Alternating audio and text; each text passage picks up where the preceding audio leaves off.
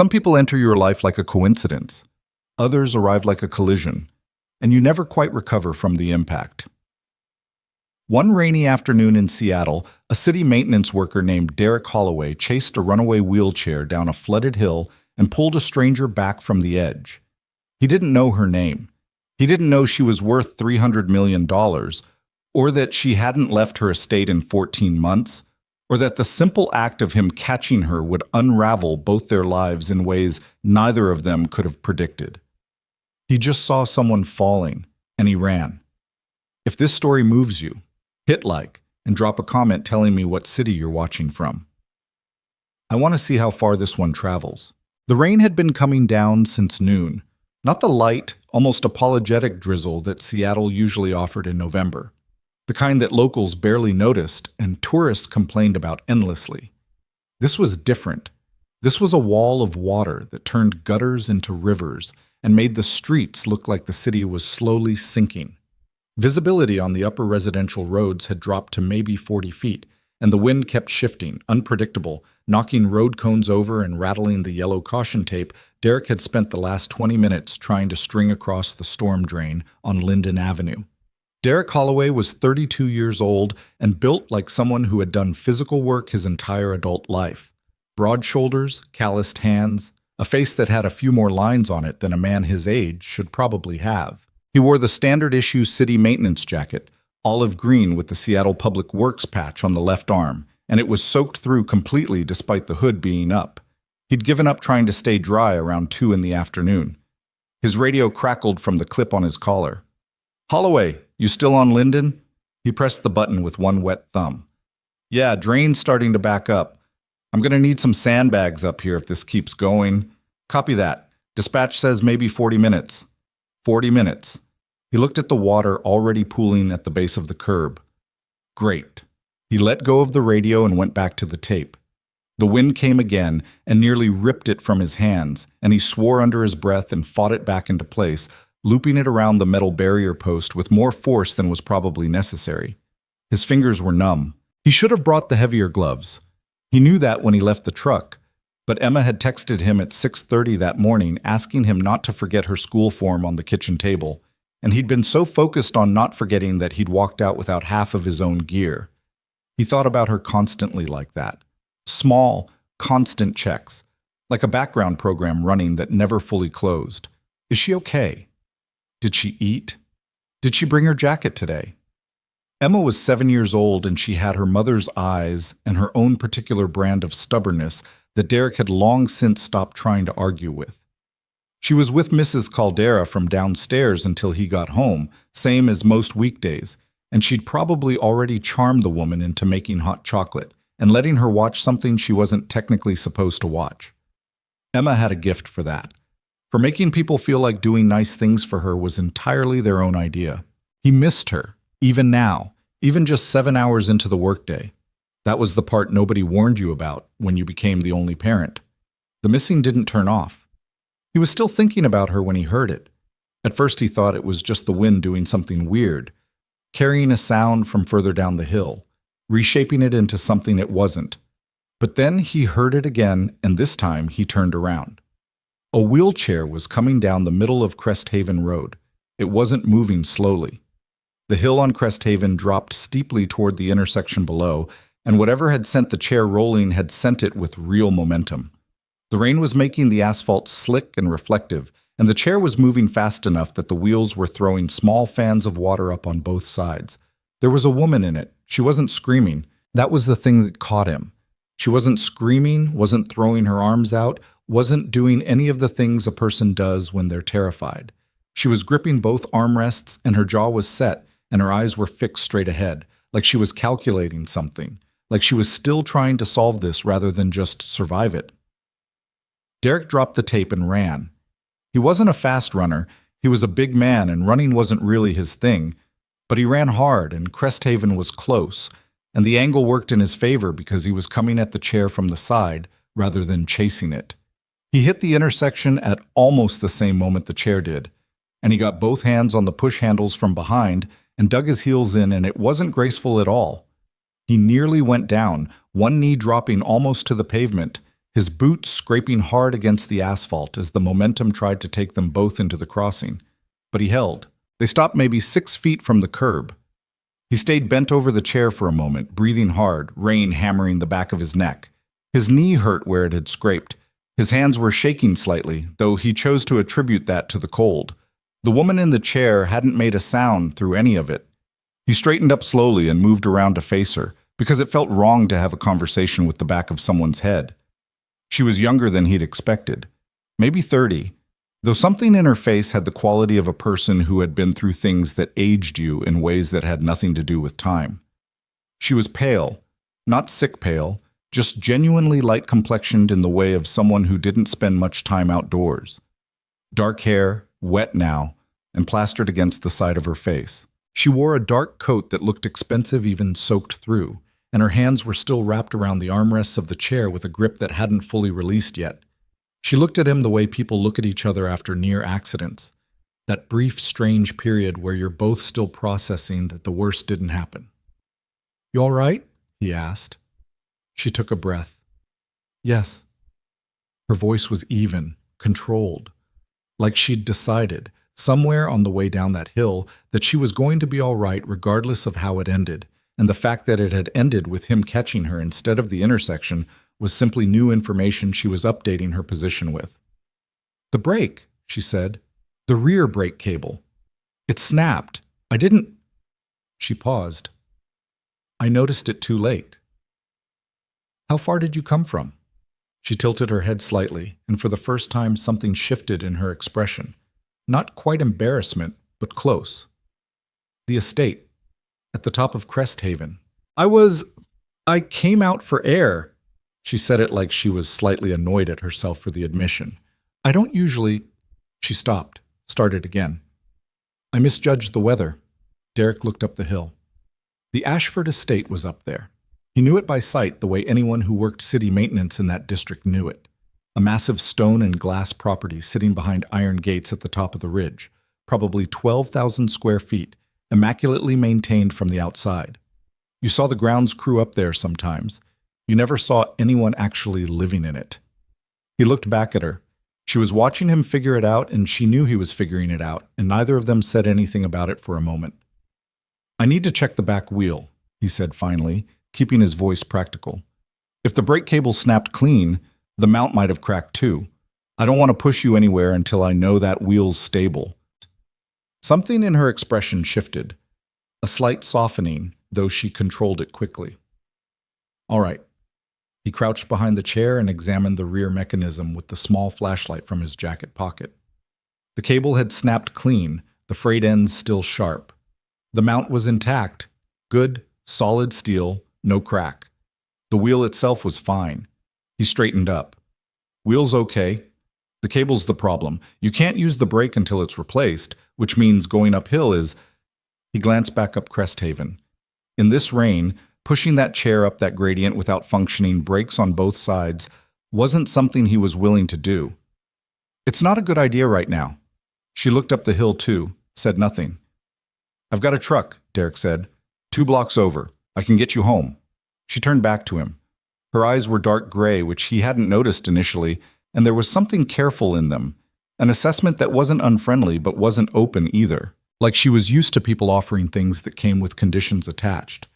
"You don't need to do that," she said. "I know I don't need to." He wasn't sure why he said it quite that way, but it came out matter-of-fact rather than generous. "But your brake cables snapped in the middle of a storm, so—" Another pause. The rain kept coming.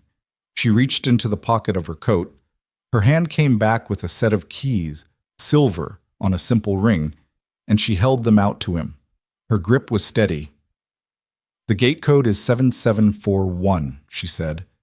"If you pull to the side entrance, there's a ramp." He took the keys. They were cold from her pocket, but she'd been holding them for a while. The metal had picked up just a little warmth from her hand. "I'm Derek," he said. "Holloway." A beat. "Victoria," she said. "Ashford." He nodded, like he wasn't entirely sure what to do with that, tucked the keys in his jacket pocket, and went to get his truck. The side entrance to Ashford Estate was exactly where she'd said it was. a gated drive off the lower end of the property that opened onto a covered carport and a wide concrete ramp leading to the side door. Derek had loaded the chair into the truck bed and helped her into the passenger seat with a minimum of conversation, and she'd accepted the help without making it into something difficult, which he'd been quietly grateful for. He had spent enough time on job sites to have encountered people who turned every offer of assistance into a negotiation, and this wasn't that. She directed him with brief, clear instructions. Left at the stone marker, through the iron gate, codes on the keypad. The gate opens slow, so give it time. He followed them. The truck felt slightly ridiculous on the estate driveway, a city maintenance vehicle with a dented rear quarter panel and a cracked side mirror sitting between hedgerows that had probably been shaped by professionals. When he got the chair back out and assembled and helped her settle back into it, a process she clearly had her own system for, and he tried to assist without getting in the way of it, she turned at the door. "Thank you," she said. Then, after a pause, "You're with the city. Maintenance." "That's right." "Do you work this district regularly?" "Yeah. Upper residential, mostly drainage and road upkeep, some structural." She looked at him for a moment. There was something calculating in it, but not cold, more like she was working something out. "The east wing of the property," she said. "Some of the accessible pathways there are problems. They've been problems for a while." She stopped. "Would you be available on a private contract basis, separate from city work?" Derek looked at her. The rain was still coming down and he was still wet, and it had been a long day. "What kind of problems?" "Grading issues, one ramp that's no longer ADA compliant, a section of path that's cracked badly enough that the chair gets stuck in it." She said it evenly, but there was something underneath the evenness, a small, controlled admission. "I've had difficulty getting contractors to prioritize it." He thought about that. Thought about the mortgage payment that was currently 11 days from being a problem. Thought about Emma's school trip that he hadn't said yes to yet because the form also asked for a $60 contribution. "I could come take a look," he said. "This weekend, if you want." "Saturday," she said. 8 in the morning." 8 it is. She gave him a single nod and turned her chair toward the door, and he walked back to his truck thinking that the whole thing had happened very fast, and also that she had the air of someone who made decisions quickly and didn't revisit them, which was a personality type he'd had limited experience with. He drove back to Linden Avenue. The sandbags had arrived while he was gone, his partner Tomas already placing them without complaint, though he gave Derek a look that asked about 4 different questions. "Lady in a wheelchair," Derek said before Tomas could ask any of them.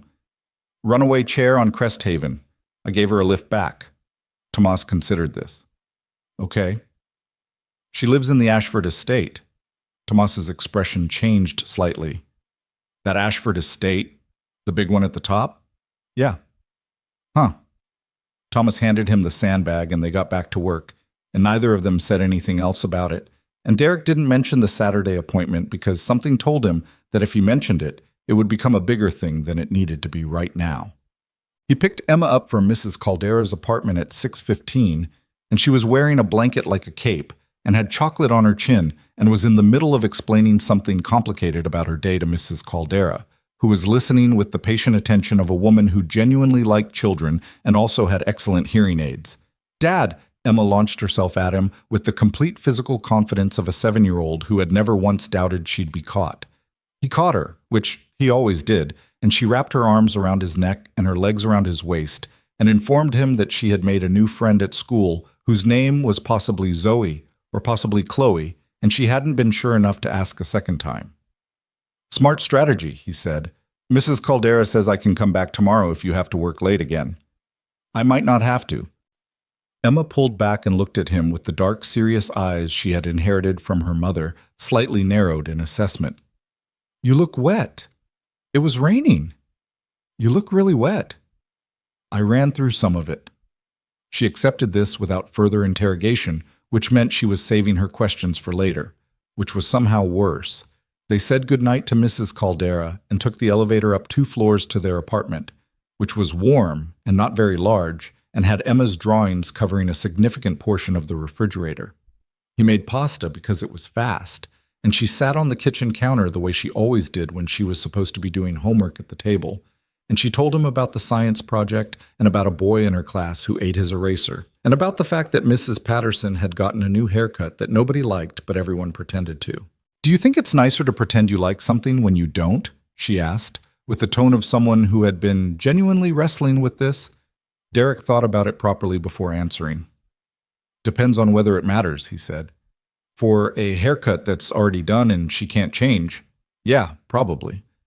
For something she could actually fix, maybe not." Emma considered this with the seriousness it deserved. "That's pretty complicated." "Most things are." She helped him clear the table without being asked, which she did sometimes and didn't other times, seemingly at random, and he'd long since stopped trying to identify the pattern. After dinner, she did her homework at the actual table, while he went over the week's bills and tried to figure out what the contractor work for Ashford Estate might be worth if the ramp alone needed full rebuilding. He'd done enough side jobs over the years to have a rough number. Materials plus labor, plus the fact that whoever had quoted it before clearly hadn't been interested. The kind of work that got deprioritized because accessible pathways didn't get complained about loudly enough or often enough to make it worth the trouble. People like Victoria Ashford got told things would be handled, and then nothing happened. He wrote a rough estimate on the back of an envelope. Then he put it in his jacket pocket and tried not to think about it too much because he'd learned over the years that getting too attached to numbers before a job was confirmed was its own kind of mistake. Emma was asleep by 8:30, door halfway open the way she liked it, one lamp on in the hallway. He sat in the living room for a while after, not watching the TV that was on in the background, thinking about the day. He thought about the moment he'd seen the chair moving, the specific quality of having noticed it just in time, and how differently the afternoon could have ended if he'd been 50 feet further away, or facing the other direction, or just 2 minutes later finishing the drain tape. He thought about her face when he'd come around the front of the chair, the way she'd already composed herself, already building the wall back up. Not cold, just protected. The way you got after you'd been hurt enough times that keeping yourself even had become the primary skill.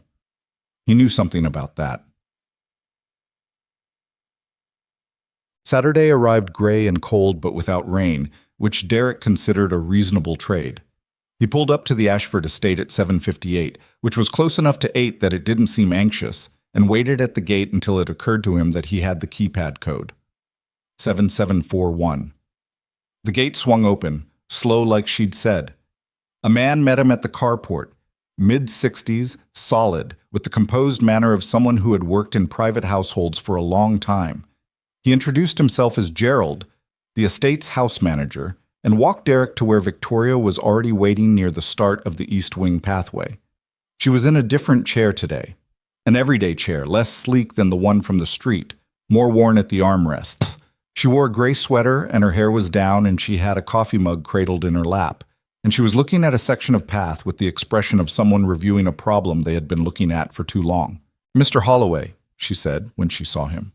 Not Derek. He noted that, but didn't push on it. "Morning." He looked at the section of path she was looking at. "That it?"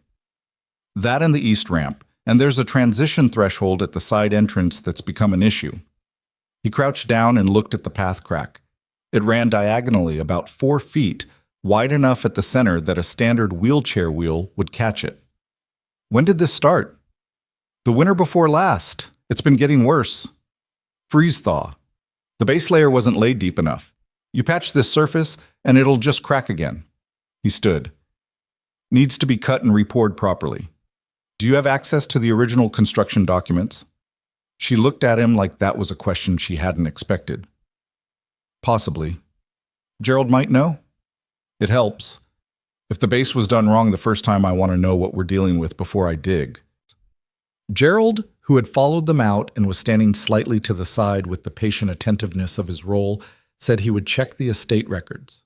They spent 45 minutes walking, or in Victoria's case, rolling, the full east wing. Derek took notes on his phone. The ramp angle was wrong, currently at a 10-degree pitch when the maximum was supposed to be roughly 4.8. The transition at the side entrance had a 1-inch lip that had probably been fine originally and had risen as the slab settled. 2 areas of path where the drainage slope pushed water across the surface instead of away from it, which would ice over in winter and create a hazard that was currently just an inconvenience, but was an incident waiting to happen. Victoria watched him work and didn't interrupt, which he appreciated. He'd had clients who talked constantly when he was trying to assess, and it made it very hard to do the assessment. When they were finished, she asked him what he thought. 4 to 6 weeks for everything, depending on weather and material availability, he said. The ramp is the most involved. I'll need to pour new footings. The path repair is straightforward, but needs to cure properly. Can't rush it. The threshold is probably a day's work. She nodded. How much? He gave her the number he'd written on the envelope. She didn't flinch, which told him either the number was right or she wasn't the kind of person who showed things like that on her face. Probably some of both. When can you start? I need to pull the city's materials list, see what I can source. Next Saturday, maybe. Realistically, the Saturday after. 2 weeks. She considered this. All right. She started to turn her chair back toward the house, then stopped. You'll need access to the grounds when you're working. Gerald will give you a key code for the worker's entrance. A pause. You can bring your daughter if she needs to come. Gerald can arrange something for her while you're working. He hadn't mentioned Emma. He hadn't said anything about Emma. She must have seen the question on his face because something almost like amusement crossed hers. Gerald checked your city records before I confirmed this morning. Basic due diligence. Right. He processed that. She's okay on job sites. She doesn't get into things. I didn't assume she would. She started turning toward the house again. 2 weeks then. He watched her go, then looked back at the cracked path. The crack was obvious now that he was looking at it properly. He couldn't understand why it had been left this long. But that was the thing about problems that were yours alone to deal with. Sometimes you looked at them so often that you stopped seeing them. The 2 weeks passed the way weeks did. In the accumulation of small things, most of them unremarkable. Derek worked his city shifts, picked Emma up, made dinner, dealt with the water pressure problem in the bathroom that had been a low-grade irritation for 3 months, helped Emma build a cardboard replica of a volcano for a class project that she had decided should also have a working door, which she was firm about and which presented certain structural challenges. He thought about the estate sometimes, thought about Victoria Ashford, and the specific quality of someone who had clearly once occupied a very large life and had, for reasons he didn't yet know, compressed herself down to something much smaller and tried to make it work. He knew what that looked like. He'd done a version of it himself after Claire died. The narrowing. The way you reduced your surface area so there was less of you for the world to hit. He'd found his way to a kind of stability since then, but it was a careful stability, the kind that required maintenance. He worked. He was there for Emma. He kept the parts of himself that were capable of falling apart reasonably contained. That was the deal he'd made with himself at 30 years old at a graveside in the rain, and it had held, more or less, for the last 3 years. The first Saturday at Ashford Estate, he brought Emma. She sat in the carport for approximately 7 minutes before she got up and started walking around, examining things with the focused curiosity she brought to most new environments. Gerald had set up a small table with a drawing kit and a glass of juice, which Emma acknowledged politely and then largely ignored in favor of finding a large smooth stone near the garden wall that she decided was the most interesting thing on the property. Derek was setting up the saw for the path cut when he heard footsteps, or rather the quiet rolling sound of wheels on stone, and looked up to find Victoria at the edge of the work area. She was looking at Emma, who was crouched over the stone with the expression of a geologist who had just made a significant discovery. She found the garnet stone, Victoria said. It's been there for 30 years. My father put it there. Sorry if she's not bothering anything. Victoria watched Emma for a moment. She's careful with it. She's careful with things she finds interesting. A pause. Most children aren't. She's different. He said it simply, without the self-consciousness of a parent trying to convince someone. And maybe that was why Victoria didn't seem to feel the need to respond with a diplomatic agreement. Instead, she said, "The construction documents were in the estate's original filing. Gerald left them in the work shed for you." I saw them.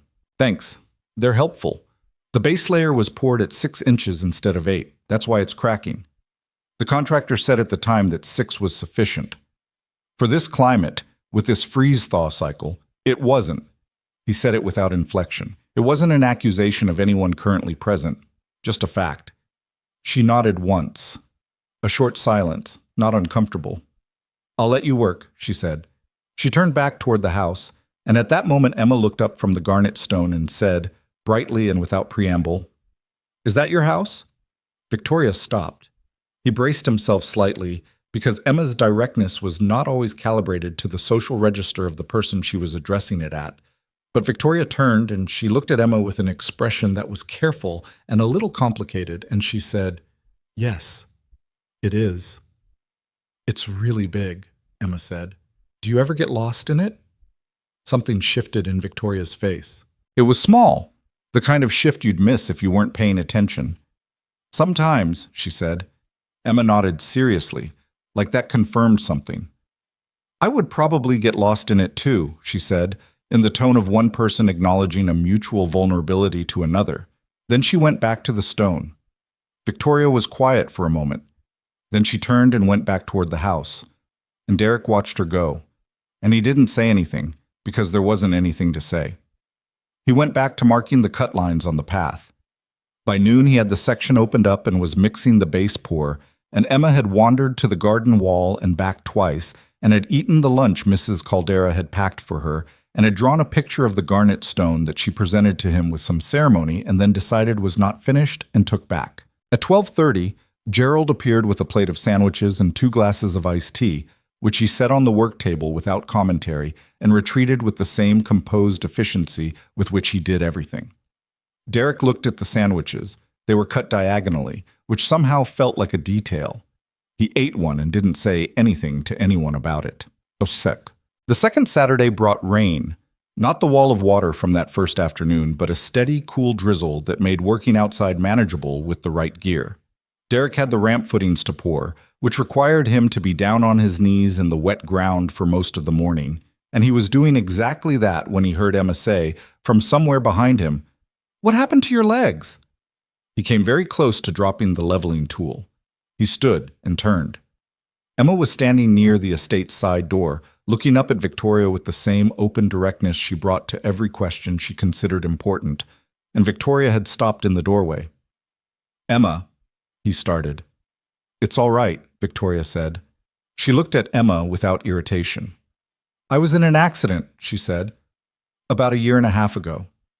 Did it hurt?" "Yes." "Does it still hurt?"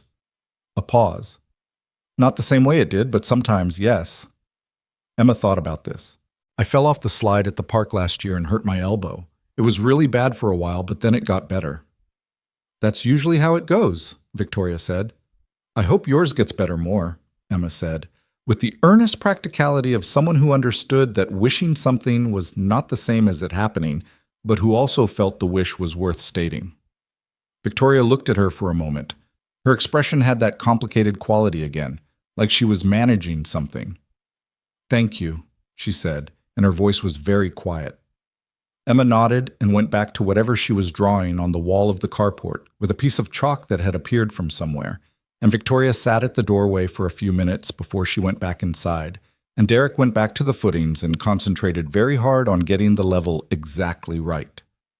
By the 4th Saturday, something had shifted in the rhythm of the days. Victoria had started appearing in the late morning, not to observe the work, or at least not obviously, but to be near the outdoor space in a way that felt like someone testing how much they could bear of the open air. She would sit with a laptop or a folder of papers and work in the covered part of the carport, and Derek would work on the east path, and Emma would draw or explore or conduct complicated experiments with water from the garden hose that she described as science, and Derek described as wet. They didn't talk much during these mornings, not directly, but things were said. Emma said a lot of them, without apparent awareness that she was functioning as a social bridge, asking Victoria about the stone, and about the house, and about whether she had a dog, and upon learning that she didn't, whether she had considered a dog, and upon hearing that she hadn't particularly, explaining at some length the advantages of dogs generally, and small dogs specifically. "Do you want a dog?" Derek asked Emma later, on the drive home. "A little bit," Emma said, "but we don't have room." "That's very reasonable." "I know." He glanced at her in the rearview mirror. She was looking out the window at the passing street, her profile clean and exact, her mother's jaw and her mother's lashes. "I like her," Emma said suddenly. He didn't need to ask who. "Yeah?" "She's sad," Emma said, "but not the same kind of sad as before. Like she's trying not to be sad. That's different." He kept his eyes on the road. "That's pretty perceptive, Em." "Mrs. Caldera says I'm perceptive." "Mrs. Caldera's right." Emma turned back to the window. "Do you think she has friends?" she asked. "Like actual friends who come over?" He thought about the estate as he'd seen it across 4 Saturdays now. The absence of cars in the drive. The way Gerald seemed to be the only other person there consistently. The way Victoria worked from inside what was essentially a very elegant and very expensive isolation. "I don't know," he said. "She should have friends," Emma said, with the certainty of someone for whom this was simple. Everybody should have friends. He drove the rest of the way home without answering, because Emma was right, and there was nothing useful to add to that. The path was finished on a Wednesday afternoon. He'd gotten permission from his supervisor to use some personal hours and come up to complete the final pour before the weather window closed. He was sealing the edges when Victoria came out, not in her usual composed way, but moving faster, her chair pushing through the gap in the side door with slightly more force than usual. "The board," she said, and then stopped, like she'd started the sentence before she'd decided whether to finish it. "What about them?" She was quiet for a moment. Her hands were in her lap, and they weren't loose. They were pressed flat against her thighs the way hands press when you're making yourself hold still. "They've been monitoring," she said. "The estate entrance, the work schedule." A pause. "Someone ran the city records for your employment history." She said it with a specific flatness that told him this wasn't entirely a surprise to her, but that it had still landed badly. "My assistant called this morning to warn me before someone else did." He straightened up, looked at her. "Okay. It's not personal." She said it like she was explaining something to herself as much as to him.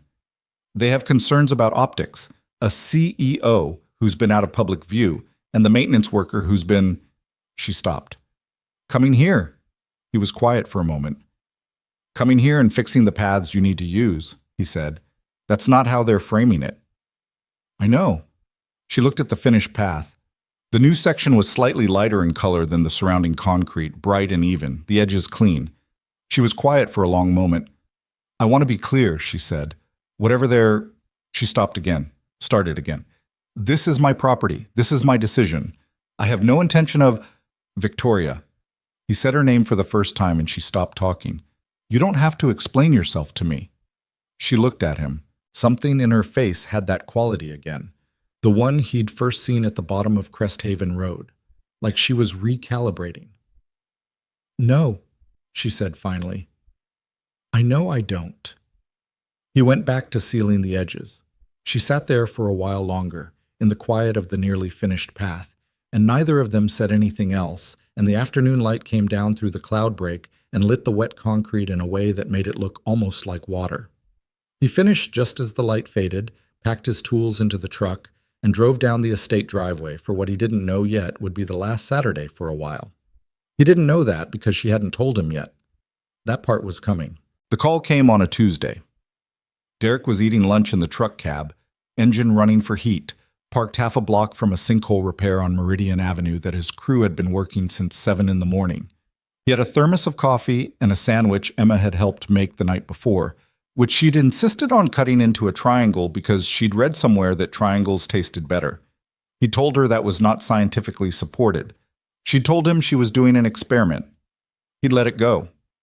His phone buzzed on the seat beside him. Unknown number, but a local area code. "Holloway, Sauta," he answered. "Mr. Holloway." The voice was formal, clipped, professional in the way that cost money. "My name is Richard Farley. I'm the executive liaison for Ashford Industries." Derek set down the sandwich. "Okay. I'm calling on behalf of the board to address the private contract work you've been performing at the Ashford estate." A pause that was carefully timed to feel significant. "The board has concerns about the nature of this arrangement and its potential visibility in the press." "It's path repair and ramp work," Derek said. "A DA compliance upgrades." We understand what the work is, Mr. Holloway. Then I'm not sure what the concern is. Another pause. Less carefully timed this time, which told him Farley had expected more resistance or less of it, and he'd given him something in between that didn't fit the script. Ms. Ashford's public profile is a sensitive matter. The board is responsible for managing the company's reputation, which includes the personal associations of its CEO. Derek was quiet for a moment, watching the rain start again on the windshield. So you're calling to tell me to stop coming to the estate? We're calling to make you aware of the situation. You're calling to tell me to stop. A pause. We feel it would be in everyone's interest. Does Ms. Ashford know you're making this call? The pause this time was longer. The board acts in the company's best interests, which was not an answer. Derek noted that. I've got a contract for the remaining work, he said, a ramp installation and a threshold repair. Materials are already ordered. The board is prepared to compensate you for materials and a reasonable cancellation fee. He stared at the sinkhole through the windshield. The crew was pulling up asphalt in sheets, the broken edges rough and dark. I'll need to hear from Ms. Ashford directly, he said. A pause that had a different quality than the others, colder and less patient. That may not be necessary. It's necessary for me. He hung up and sat with the half-eaten sandwich for a while. Then he texted Victoria, not to the number he'd been given by Gerald for scheduling, but to the number she'd sent him herself 2 weeks ago when there'd been a question about the footing dimensions. A short text. Got a call from Richard Farley. Can we talk? He waited 3 hours for a response. It came while he was hosing down equipment at the end of shift. I know. I'm handling it. I'll call you tonight. She didn't call that night, or the next morning. On Thursday, Gerald called instead, and he was professional and genuinely apologetic in a way that suggested the apology was real and not just procedural. And he told Derek that Ms. Ashford wanted him to know the project would be put on hold for the time being, and that the cancellation compensation Richard Farley had mentioned would be sent by end of week. Is she okay? Derek asked before he could stop himself. A pause. She's managing, Gerald said carefully. Right. He pressed the heel of his hand against the side of the truck. Okay. Tell her I hope the threshold gets fixed eventually. It's a fall risk. I'll pass that along, Mr. Holloway. He stood in the parking lot of the city maintenance yard for a while after the call ended, not moving, the phone still in his hand. The evening was gray and cold and smelled like asphalt and rain, which was just the smell of this city, the smell he'd grown up with, but it felt sharper than usual. He wasn't sure what he'd expected. He'd known who she was, or who she was in the world's terms, the board's terms, the terms printed in business sections and quarterly reports. He'd known that from the start. The fact that she'd let him come to the estate 4 Saturdays in a row, that she'd sat in the carport and worked while Emma did her complicated water experiments near the garden wall, that she'd asked Emma questions about her drawings with what seemed like genuine attention.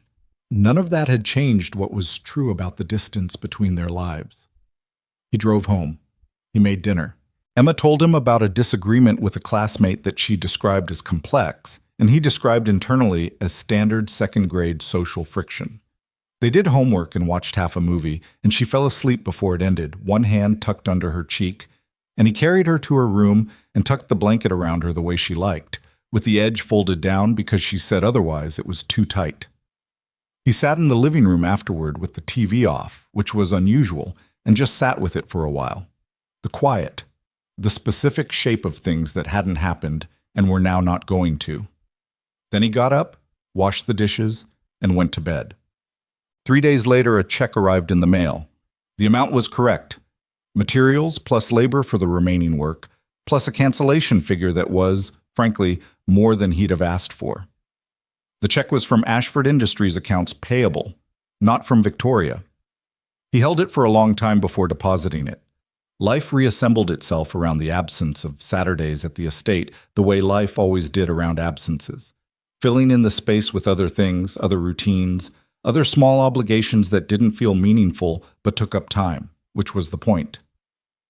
Derek picked up an extra city shift on Saturdays. He took Emma to the Science Museum, which she'd been asking about for weeks, and she stood in front of the earthquake simulation exhibit for 20 minutes with a focused expression that suggested she was memorizing it.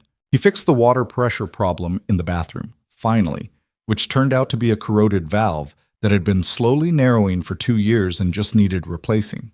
He was good at that, he knew. At finding the corroded valve, at understanding what was structural and what was cosmetic, and what had been fine once but had quietly degraded over time. He just didn't always know what to do with that when the thing in question wasn't a pipe. November turned to December. The city put up lights along the main commercial corridor, the kind of municipal decorating that managed to be cheerful and perfunctory at the same time, and Emma started adding very specific items to what she called her thinking list for the winter break. Not a list for any particular occasion, just things she was thinking about wanting. Derek appreciated the philosophical framing. He was running a load of drainage pipe along the waterfront on a Wednesday morning, about 3 weeks after the Farley call, when Tomas fell into step beside him on the way back to the truck. "Hey," Tomas said. "Hey." So, Tomas had a specific quality of hesitation that preceded things he'd been thinking about for a while and had finally decided to say. "The Ashford thing. What about it?" "I heard you got cut loose." Derek glanced at him. "Word travels." "Martinez heard it from dispatch. Dispatch heard it from somebody in permits." Tomas shrugged. "You know how it goes. Bureaucracy is just gossip with paperwork. That's actually pretty good." Tomas was quiet for a beat. "You okay about it?" "It was a contract job that got canceled. Happens." "Right." Another beat. "It's just, you seemed different on those Saturdays. Easier somehow, I noticed." Derek kept walking. "Different isn't always the same as better." "No," Tomas agreed, "but it's usually significant."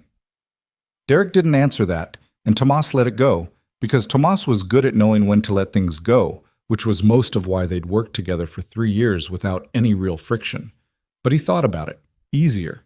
He wasn't sure that was the right word. He'd been more engaged, maybe, more present. The work on the estate had required him to actually think about grades and load tolerances and base materials and what would hold versus what would look fine for 2 seasons and then start failing. It was the kind of problem that used a part of his brain that city maintenance didn't always reach. He'd done 2 years of civil engineering at University of Washington before he'd had to leave. Money, then life circumstances, then Claire, then all the other things that had made finishing feel less urgent until one day it was just a thing from before, cataloged alongside other things from before. He didn't think about it much. He told almost nobody. It wasn't relevant, and there was a specific kind of embarrassment in having started something and not finished it that he'd found easier to just not discuss. Victoria hadn't asked about his background. They hadn't gotten to that part. The media hit came on a Thursday morning in the second week of December, and Derek found out about it the way he found out about most things that happened in the world that weren't his direct problem, from Tomas, who had read it on his phone during break. "There's a piece," Tomas said, setting his phone on the hood of the truck between them. "In one of those business social things. You know, the ones that do CEO profiles." Derek looked at the screen. The headline was Ashford Industries CEO returns to public view. After 18-month absence, and the photo beneath it was Victoria at what looked like a corporate event, a nonprofit fundraiser based on the caption, in a dark blazer, her hair up, looking exactly like the person her board wanted people to see. Composed. Authoritative. Back. He read the first few paragraphs. The piece covered her accident in careful, non-specific language, a serious incident that required an extended recovery period, and her return to active leadership of Ashford Industries. There was a quote from the CFO about strong quarterly performance. There was a quote from a board member about her resilience. There was nothing about the estate, nothing about ongoing accessibility work, nothing that even gestured at the months preceding this. He handed the phone back to Tomas. "Good for her," he said, and meant it, and went back to work.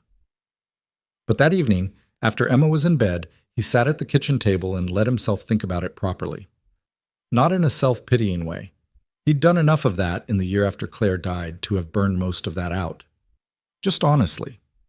He missed being there. He missed the work specifically, the physical satisfaction of building something that worked and would keep working, something with a purpose that was obvious and real. He missed the specific silence of working while Victoria was nearby doing her own work. That particular quality of shared quiet that wasn't the same as being alone. He missed Emma's face the Saturday she'd first made Victoria laugh. He hadn't been watching Victoria, he'd been measuring the ramp pitch, but Emma had said something and he'd heard the sound, and he'd looked over and it was the involuntary kind of laugh, the kind that escapes before you can manage it. And for 1 second, Victoria's face had looked entirely different than it usually did. Younger, less careful. That was the thing about Victoria Ashford, and he was only admitting this to himself in the kitchen at 11 p.m. with the lights low. She was interesting. Not in a surface way, not because of who she was on paper. In the way that someone is interesting when they're clearly more than what they're showing you, and you can see the edges of it but not the center, and you find yourself genuinely curious. He wasn't romanticizing it. He was 32 years old and had a child and a city salary and a bathroom he'd just fixed himself. He knew what the world looked like. He wasn't under any illusions about the territory, but he could be honest about what he missed. That was allowed. He cleared the table, turned off the kitchen light, and went to bed. Tap. The text arrived at 6:43 on a Saturday morning, which was early even by his standards. He was awake. He was almost always awake by 6, a habit Emma had installed in him that showed no signs of reversing, and the phone buzzed on the nightstand while he was standing in the kitchen waiting for coffee. I owe you an explanation. I know you'll say you don't need one. I'm going to give it to you anyway. V. He stared at it for a moment. Then he typed back. Okay. A pause. Then the messages started coming in, one after another, slightly stilted in the way of someone who had composed this carefully and was now delivering it in pieces. The board found out about the photos. Someone with a long lens on Cresthaven the day you caught the chair. They'd been sitting on it, apparently, deciding whether to use it as leverage. When I didn't respond to Farley the way they expected, distancing myself from you publicly, issuing a statement, they escalated. They threatened to go to the financial press with a narrative about erratic behavior during my recovery. They have enough pull to make that damaging. I have a shareholders meeting in February. I cannot afford a destabilization campaign right now. Not with the quarter we've had, and not with the board this fractured. He read each message as it came in, leaning against the counter, coffee growing cold. What I did? Calling the contract off through Gerald without calling you myself, was cowardly. I know that. I told myself it was cleaner. It wasn't. A longer pause. I'm sorry about Emma's time too. She was... A pause. She was the first person in a long time who looked at me like I was just a regular person with a sad situation, not a story or a liability or a symbol. He set the phone down, picked it up again. Is she okay? Victoria had added, and it was so stripped of any performance that it caught him off guard. He typed, She's fine. She keeps asking when we're going back to fix the ramp. 3 dots appeared, held for a moment. Then, the ramp is still not done. I know. Another pause. The threshold too. Gerald trips on it at least once a week. I know that too. I told him it was a fall risk. He told me you said that. The dots appeared again, held. I'm going to be at the estate this weekend, if you wanted to finish the work. It's a paid contract. It doesn't have to be anything else. He thought about that for a moment. Emma was going to be with Mrs. Caldera that Saturday anyway. A birthday thing for one of her school friends that involved a lot of excitement about a pottery studio. He'd have the morning free. He typed, What time? 8. I'll be there. That's Saturday morning was cold and bright, which was unusual for Seattle in December, and the estate looked different in the direct sun. The iron gate caught light at a different angle, the stone exterior lighter somehow, the grounds visible in more detail than the gray November Saturdays had allowed. He punched in the gate code and drove up the carport drive and unloaded his tools with the familiar rhythm of a job he already knew most of, already had the measurements for, already understood the scope of. Gerald came out and shook his hand and said it was good to see him, which Derek believed. She's in the morning room, Gerald said. She'll be out shortly. He started on the threshold first. It was the smaller job and would let him warm up into the work. He was scoring the edges when he heard the wheel sound on the stone behind him, and he turned. She looked different than he'd expected her to, which he recognized as his own error. He'd been carrying a picture of her from 3 weeks ago, and the real version was always going to be a correction. She was wearing a dark green sweater and her hair was loose, and there were lines of tiredness around her eyes that the corporate photo hadn't shown. She looked like someone who had been in a lot of meetings for a long time and was very much done with them. "You came," she said. "You said 8. I was here at 8. You were here at 7:53. He looked at her. "Were you watching the gate?" Something that was almost a smile. "Gerald reports." He turned back to the threshold. "Threshold first, then the ramp. Should be done by noon if the weather holds." She rolled a bit closer and looked at the threshold herself. "It's worse than I remembered." "They always are when you look at them properly." She was quiet for a moment. He could feel her working up to something, and he let her take the time she needed. "I meant what I said in the texts," she said, "about it being cowardly." "I know you did." He kept working. "You don't need to say it again." "I want to say it again." He set the scoring tool down and looked at her. "Victoria, you did what you had to do. I understand that. I don't love how it happened, but I understand why." A pause. "Can we move past it?" She looked at him for a moment. Her jaw had that set quality from the hill, the one that meant she was working something out rather than just reacting. "You're not angry?" "I was a little." He picked up the tool again. "Then I thought about it more. You're running a company with a fractured board 3 months out from a shareholders meeting. You're doing it alone, from an estate you've basically been hiding in, and the last thing you needed was someone to hand the board a weapon." He looked down at the threshold. Getting angry at you for making a practical decision under real pressure didn't seem like the right use of energy. The silence went on for a beat. "Most people would have just been angry," she said. "I'm not most people." "No," she said.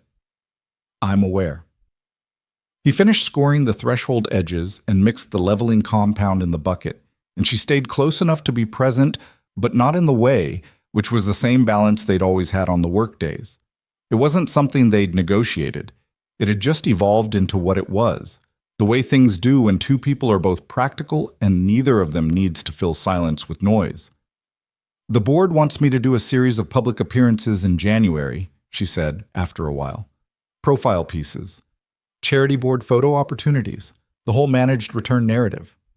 "Are you going to?" "Some of them, the ones that are actually useful." She paused. "And 1 or 2 because I don't have leverage to say no yet." "How long until you do?" "February. After the shareholders meeting, if it goes the way I need it to." He nodded, working the compound into the joint. "And if it doesn't?" A short silence. "Let's not do that math right now." "Fair enough." He worked in silence for a while, and she watched the garden wall, where the garnet stone still sat in its spot, and the morning light sat on it in a way that made the small red inclusions in the gray surface glow a little, like something from a distance away was shining into it.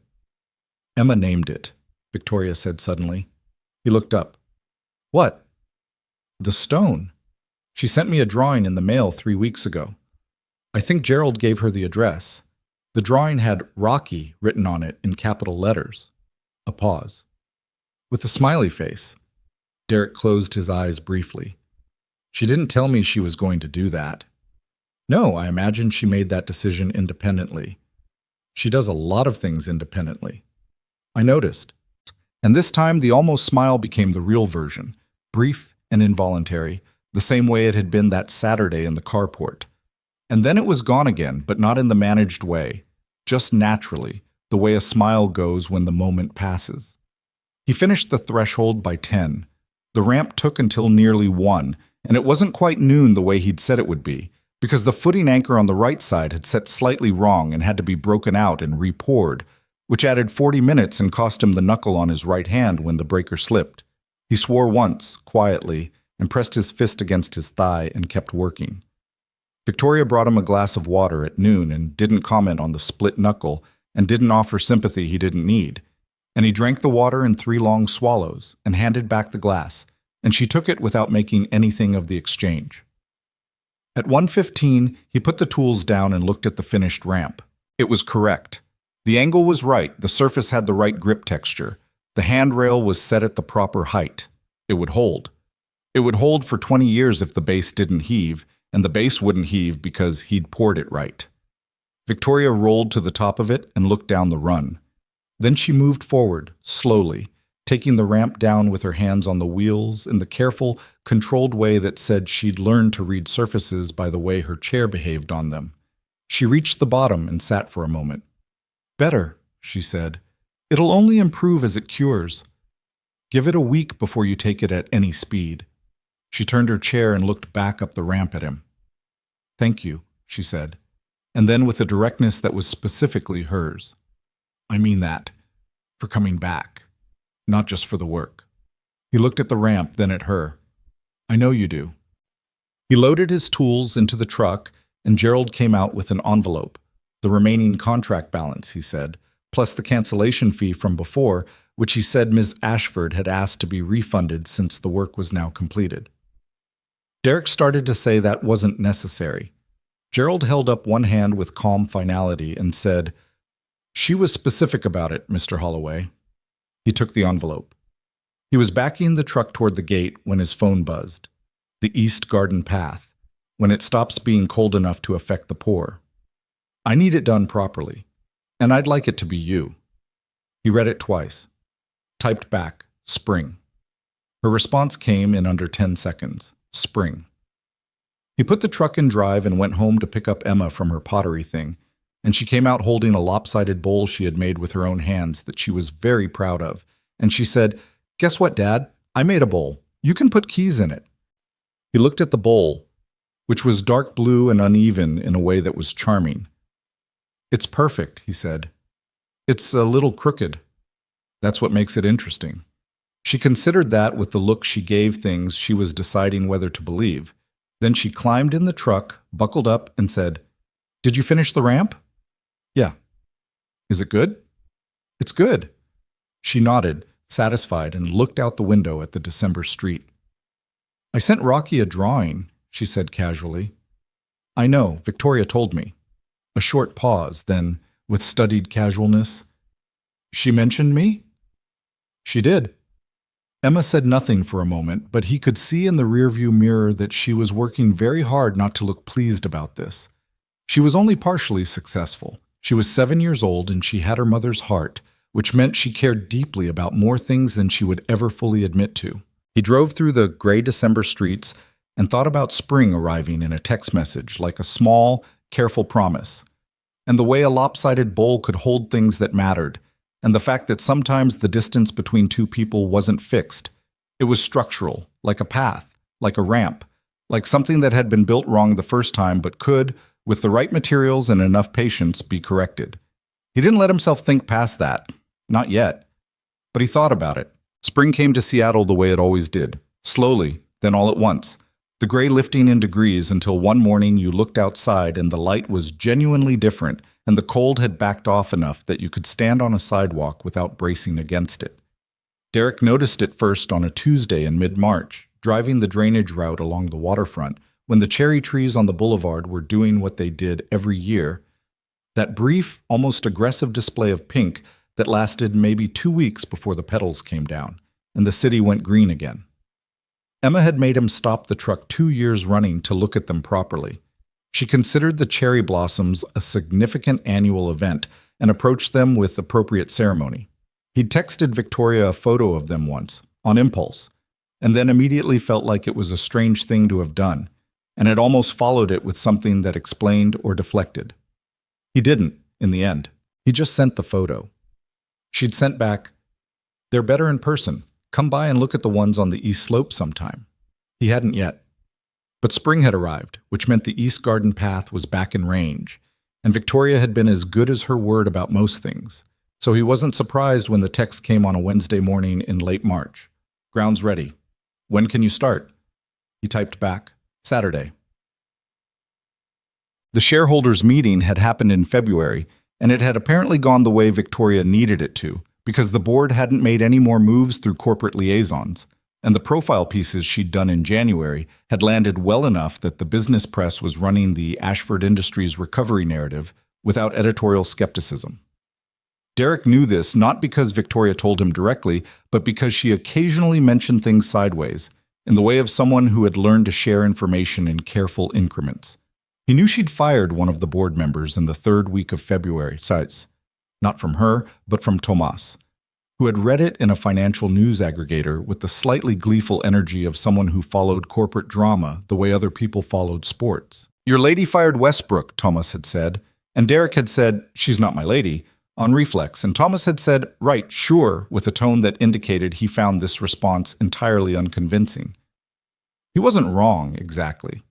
Something had shifted over the winter, in the space between the December Saturday and now. Not dramatically. Victoria wasn't a dramatic person, and neither was Derek particularly, but the texts had continued, and they'd gotten more frequent, and they'd stopped being entirely about the work. She'd sent him an article about base concrete formulations once, which he'd read and responded to at some length.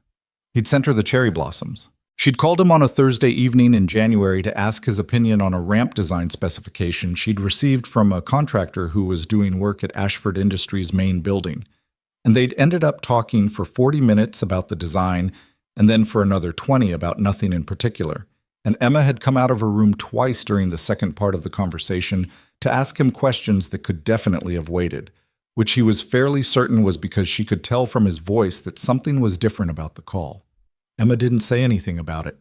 She was 7 going on 35, and she had a gift for knowing when to let things develop without interference. The East Garden path was more extensive than the repairs he'd done in the fall.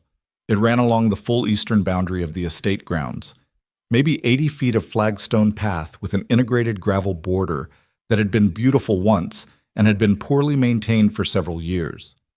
The flagstones themselves were mostly intact, but the base had washed out in sections, causing the stones to tip and shift, and there were 3 transitions, from path to grass, path to patio. Path to the small accessible garden Victoria had apparently stopped using because reaching it required navigating one of the problem sections. He walked it on the first Saturday morning while Victoria sat near the garden access point and drank coffee and looked at the section of neglected garden beds with an expression he'd come to recognize as her assessing face. Not sad, not resigned, just measuring. "The beds are a mess," she said. "I can fix the path. The beds are your problem." "I know." She looked at them. "I used to garden. Before." He didn't push on before. He'd learned the terrain well enough to know which things she'd tell him in her own time and which things she'd retreat from if he asked directly. "The lavender's still alive," he said, looking at the far bed. "It's tough. It'll come back if someone tends it. I'm not much for tending things from a chair. There are adaptive tools, raised bed frames, extended handles." He looked at the angle of the garden. "If the path reaches the main bed properly, the access is actually decent. You'd need a wider turning radius at the entrance. I can build that in." She looked at him. "You're designing my garden now?" "I'm designing your path. The garden is incidental." Something moved at the edge of her mouth. Not quite the involuntary smile, but related to it. "All right," she said. "Build it with the turning radius." He spent 3 Saturdays on the path, and the third one Emma came too because the pottery place was doing a spring class, and Emma had developed opinions about pottery. She came in the late morning after the class, still smelling faintly of clay, and she went immediately to check on Rocky the garnet stone, and then came to find Victoria with the bowl she'd finished glazing, which was still lopsided but now also teal. "I made you something," Emma said, holding it out. Victoria looked at the bowl. "You made me a bowl." "For keys, or other things. Dad has one too." Emma looked at her own work critically. "It's a little crooked." "It has character," Victoria said, which was almost word for word what Derek had said about Emma's bowl in December. And Emma beamed at her like she'd said exactly the right thing. She set the bowl on the garden wall near Rocky and stood back to assess the visual relationship between them. "They match," she announced. "They do," Victoria agreed. "I planned it that way," Emma said, which was not true, but also not entirely the point. Derek watched this from where he was compacting the gravel base on the middle section of path, on his knees in the dirt, his hands in work gloves, the late April sun actually warm on his back for the first time since October. He watched the two of them by the garden wall. Emma explaining something with her hands, Victoria leaning forward slightly to see what she was being shown, and he felt something that he didn't have a clean word for. Not happiness exactly, or not only that, more like recognition, like seeing something that had been slightly wrong for a long time and was now incrementally less wrong. He went back to compacting the gravel. The east path was finished on a Saturday in early May, and Derek had stepped back to look at the full run. Flagstones re-leveled, joints reset. The transition widened at the garden entrance the way he'd said, the gravel border neat and contained, and felt the specific, uncomplicated satisfaction of work that was done right. Victoria came down the path slowly, reading the surface the way she always did, making the small adjustments any experienced wheelchair user made through any new terrain. She went all the way to the garden entrance, through the wider turning radius, and sat at the edge of the neglected beds. She was quiet for a while. "The lavender," she said finally. "Still alive," he confirmed. She reached out and touched one of the dried stalks. The gesture was careful, not tentative, just precise, like she was checking for something she wasn't sure would still be there. "I'll need those adaptive tool recommendations," she said. "I'll look some up." She didn't respond immediately, and he started collecting his tools. And when she spoke again, her voice was slightly different, lower and less managed. "This is the first time I've been in this part of the garden in 14 months, she said. He stopped, didn't say anything. "The accident was in this part of the property." She said it evenly, but the evenness was the product of effort, not of distance. "Not in the garden, near it. I lost control of the chair on the slope above the east wall. I hit the retaining wall at the bottom." A pause. The spinal injury was from the impact, not from the fall itself. He was very still. "I came outside because I was frustrated with a call," she said. "It was a stupid reason to be moving too fast on a grade I knew was steep. And I knew the brake was—" She stopped. "I'd been meaning to get it serviced. I kept postponing it." He understood why she was telling him now, in this place. Not because she needed to, but because this was where it had happened, and she'd come back to it, and it was the kind of thing that wanted to be said out loud in the place where it lived. "I don't think I've said that to anyone before," she said, "that I knew about the break." "You were on Cresthaven when I found you," he said. "That's a long way from the east wall. I got further than I thought before the cable gave completely." A short pause. "I was trying to get somewhere. I don't know where exactly. Just out." He sat down on the low garden wall. Not close, not with any intention, just because it seemed wrong to stand over her. The May afternoon was quiet, and the lavender was in front of them, and the estate grounds stretched out beyond that. And somewhere in the direction of the house, he could hear Emma talking to Gerald about something, her voice clear and carrying the way it did. "The brake cable that snapped on Cresthaven," he said. "Was that the same chair?" "No. Different chair, same problem, different day." She looked at the lavender. "I think part of me stopped maintaining things for a while, including myself." He didn't offer a response to that because the kind of thing she was describing didn't want a response. It wanted space. They sat there for a while in the afternoon quiet. "I haven't told anyone on the board," she said, "about what caused the accident. They know I was injured on the property and that it required surgery. That's what the lawyers advised."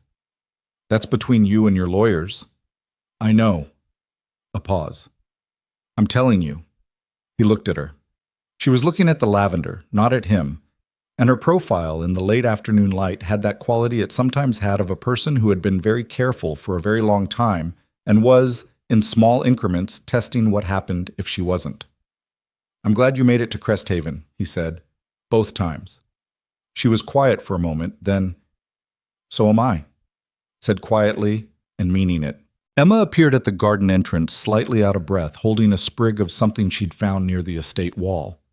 "Gerald says there's rosemary growing wild by the north fence," she announced. "He says we can have some. Can we take some home?" "Ask Gerald if he means it," Derek said. "He definitely means it," Emma said, already turning back. Victoria watched her go. "She's going to ask for the whole plant," she said. "She absolutely is." Victoria shook her head, but the involuntary smile was there fully this time, and she didn't manage it away. Sit. June arrived, and the garden, tended by Victoria with the adaptive tools Derek had sourced and dropped off on a weekday without ceremony, began to look like something again. The lavender came back with the stubbornness that lavender always has. There were other things she'd planted from small starts. He didn't know their names, mostly, but he knew the garden had color now, where before there was only gray. He came to the estate most Saturdays, not always with work of his own, but sometimes because she asked him to look at something. A section of the driveway that was showing early stress fractures, a drainage issue on the north slope that needed assessment. He didn't overcharge her. She didn't underpay him. The arrangement had an equilibrium that neither of them examined too directly. Emma came when she wasn't doing other things, which was most of the time because her summer had fewer structured commitments, and she had appointed herself Rocky's seasonal correspondent, keeping the Garnet Stone updated on developments in her life with a regularity that she apparently considered a moral obligation. It was on a Saturday in late June that Victoria first mentioned the idea. They were sitting in the carport after the work was done. Derek with coffee, Victoria with tea, both of them tired in the specific good way of an afternoon that had produced something tangible. Emma was somewhere in the garden, having been given temporary stewardship of a small watering can and what Gerald described as light duties. "I've been thinking about the accident," Victoria said, "not the way I used to think about it." He waited. "The path here, all the accessibility problems that existed before you came, the ramp, the cracked sections, the threshold." She turned the tea mug in her hands. "I spent 14 months inside this estate, partially, because going outside involved navigating things that had stopped working, things that should have been maintained and weren't, things that nobody prioritized because nobody had to live with the consequences." She paused. "And I thought, that's not just here. That's everywhere." "It is," he said. "There's a route," she said, "in Cascade Park, the rehabilitation trail that runs along the north side. I used it, before, when I was doing post-accident mobility work. About 8 months in, when I was ready to try." She stopped. "It's not accessible for people who need it to be. It's technically accessible on paper. In practice, it fails at multiple points. The grades are wrong. The surface material breaks down. The benches and rest points are placed with no understanding of where people actually need them." He looked at her. He could see where this was going, and the part of his brain that had been dormant for a long time was paying attention. "You want to fix it," he said. "I want to redesign it," she said. "Not patch it, redesign, from the foundation, with someone who understands what the surface actually needs to do." She looked at him. "I've spoken with the Parks Department. There's a grant framework for rehabilitation infrastructure. The city is interested. My foundation would provide matching funds." He set down the coffee. "Your foundation?" "Ashford Community Foundation. It's been operational for years, mostly arts funding." A pause. "I want to redirect a portion of it." He was quiet for a moment. "You want me to design it?" "I want your technical knowledge." She was direct, the way she always was.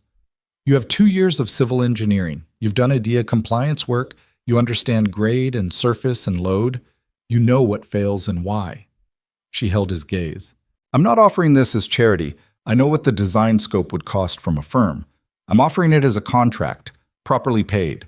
He looked at his hands, the coffee mug, the estate grounds visible through the carport opening, the garden he'd spent 3 Saturdays repathing. "You looked up my university records." Gerald did. Due diligence. Not apologetic, but not defensive either. "You never mentioned the engineering." "It was 2 years I didn't finish." 2 years of applied civil and structural is not nothing, and you've spent 8 years doing practical implementation. She set down her tea. "I wouldn't ask if I didn't think you could do it. I don't ask for things I don't believe in." He knew this was true. It was one of the things he'd learned about her that felt solid and reliable. She didn't perform confidence she didn't have, and she didn't offer things she wasn't prepared to follow through on. She was sometimes difficult and occasionally curt, and had a way of going quiet that meant the conversation was closed that took some getting used to, but she didn't waste things, including words. "It would need to be evenings and weekends," he said. "I can't drop the city work yet." "That's fine." "I'd need full access to the site data, existing survey, utility maps." I've already requested them. He looked at her. You requested them before you asked me. I like to have things ready. He almost laughed at that. It wasn't quite a laugh, more like the beginning of one that he redirected. What are we calling this? She'd thought about that. He could tell. Hope Path, she said. Simple enough that people understand it, specific enough to mean something. He repeated it quietly. Hope Path. It didn't feel too large or too small. It felt right, which was its own kind of answer. All right, he said, show me what you've got on the site. The storm came in August with almost no warning.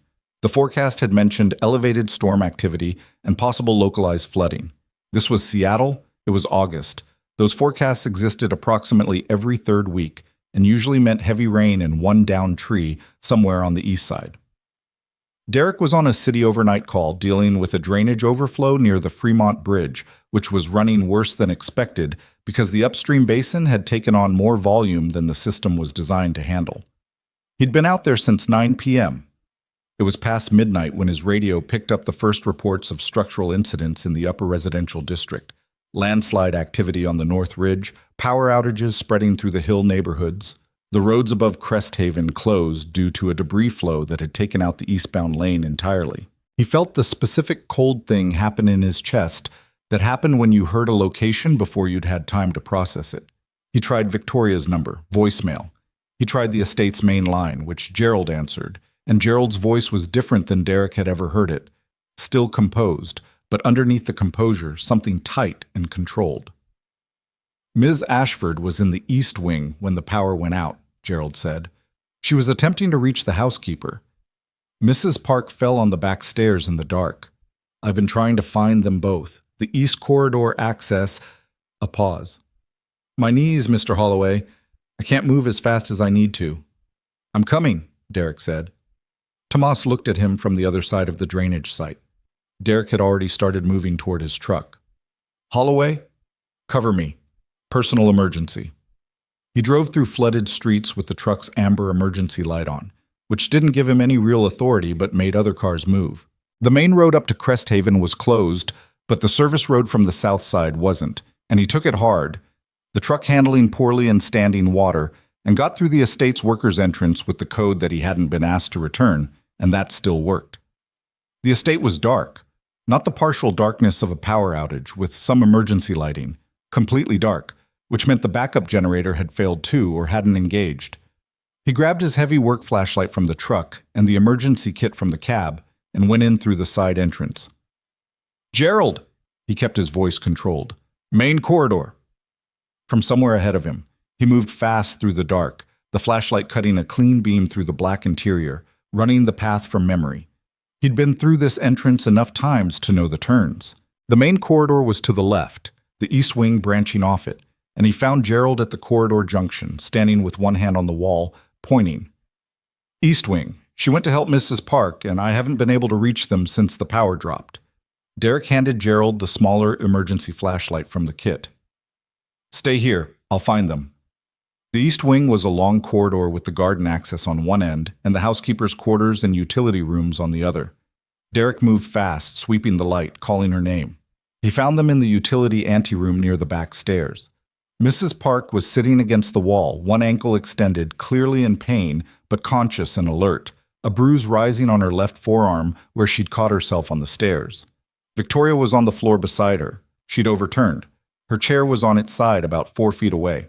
She'd clearly come down the corridor in the dark, misjudged the threshold into the anteroom, one of the thresholds Derek hadn't gotten to yet, one of the ones on the north side that was on the list for fall, and the chair had caught the edge and gone over.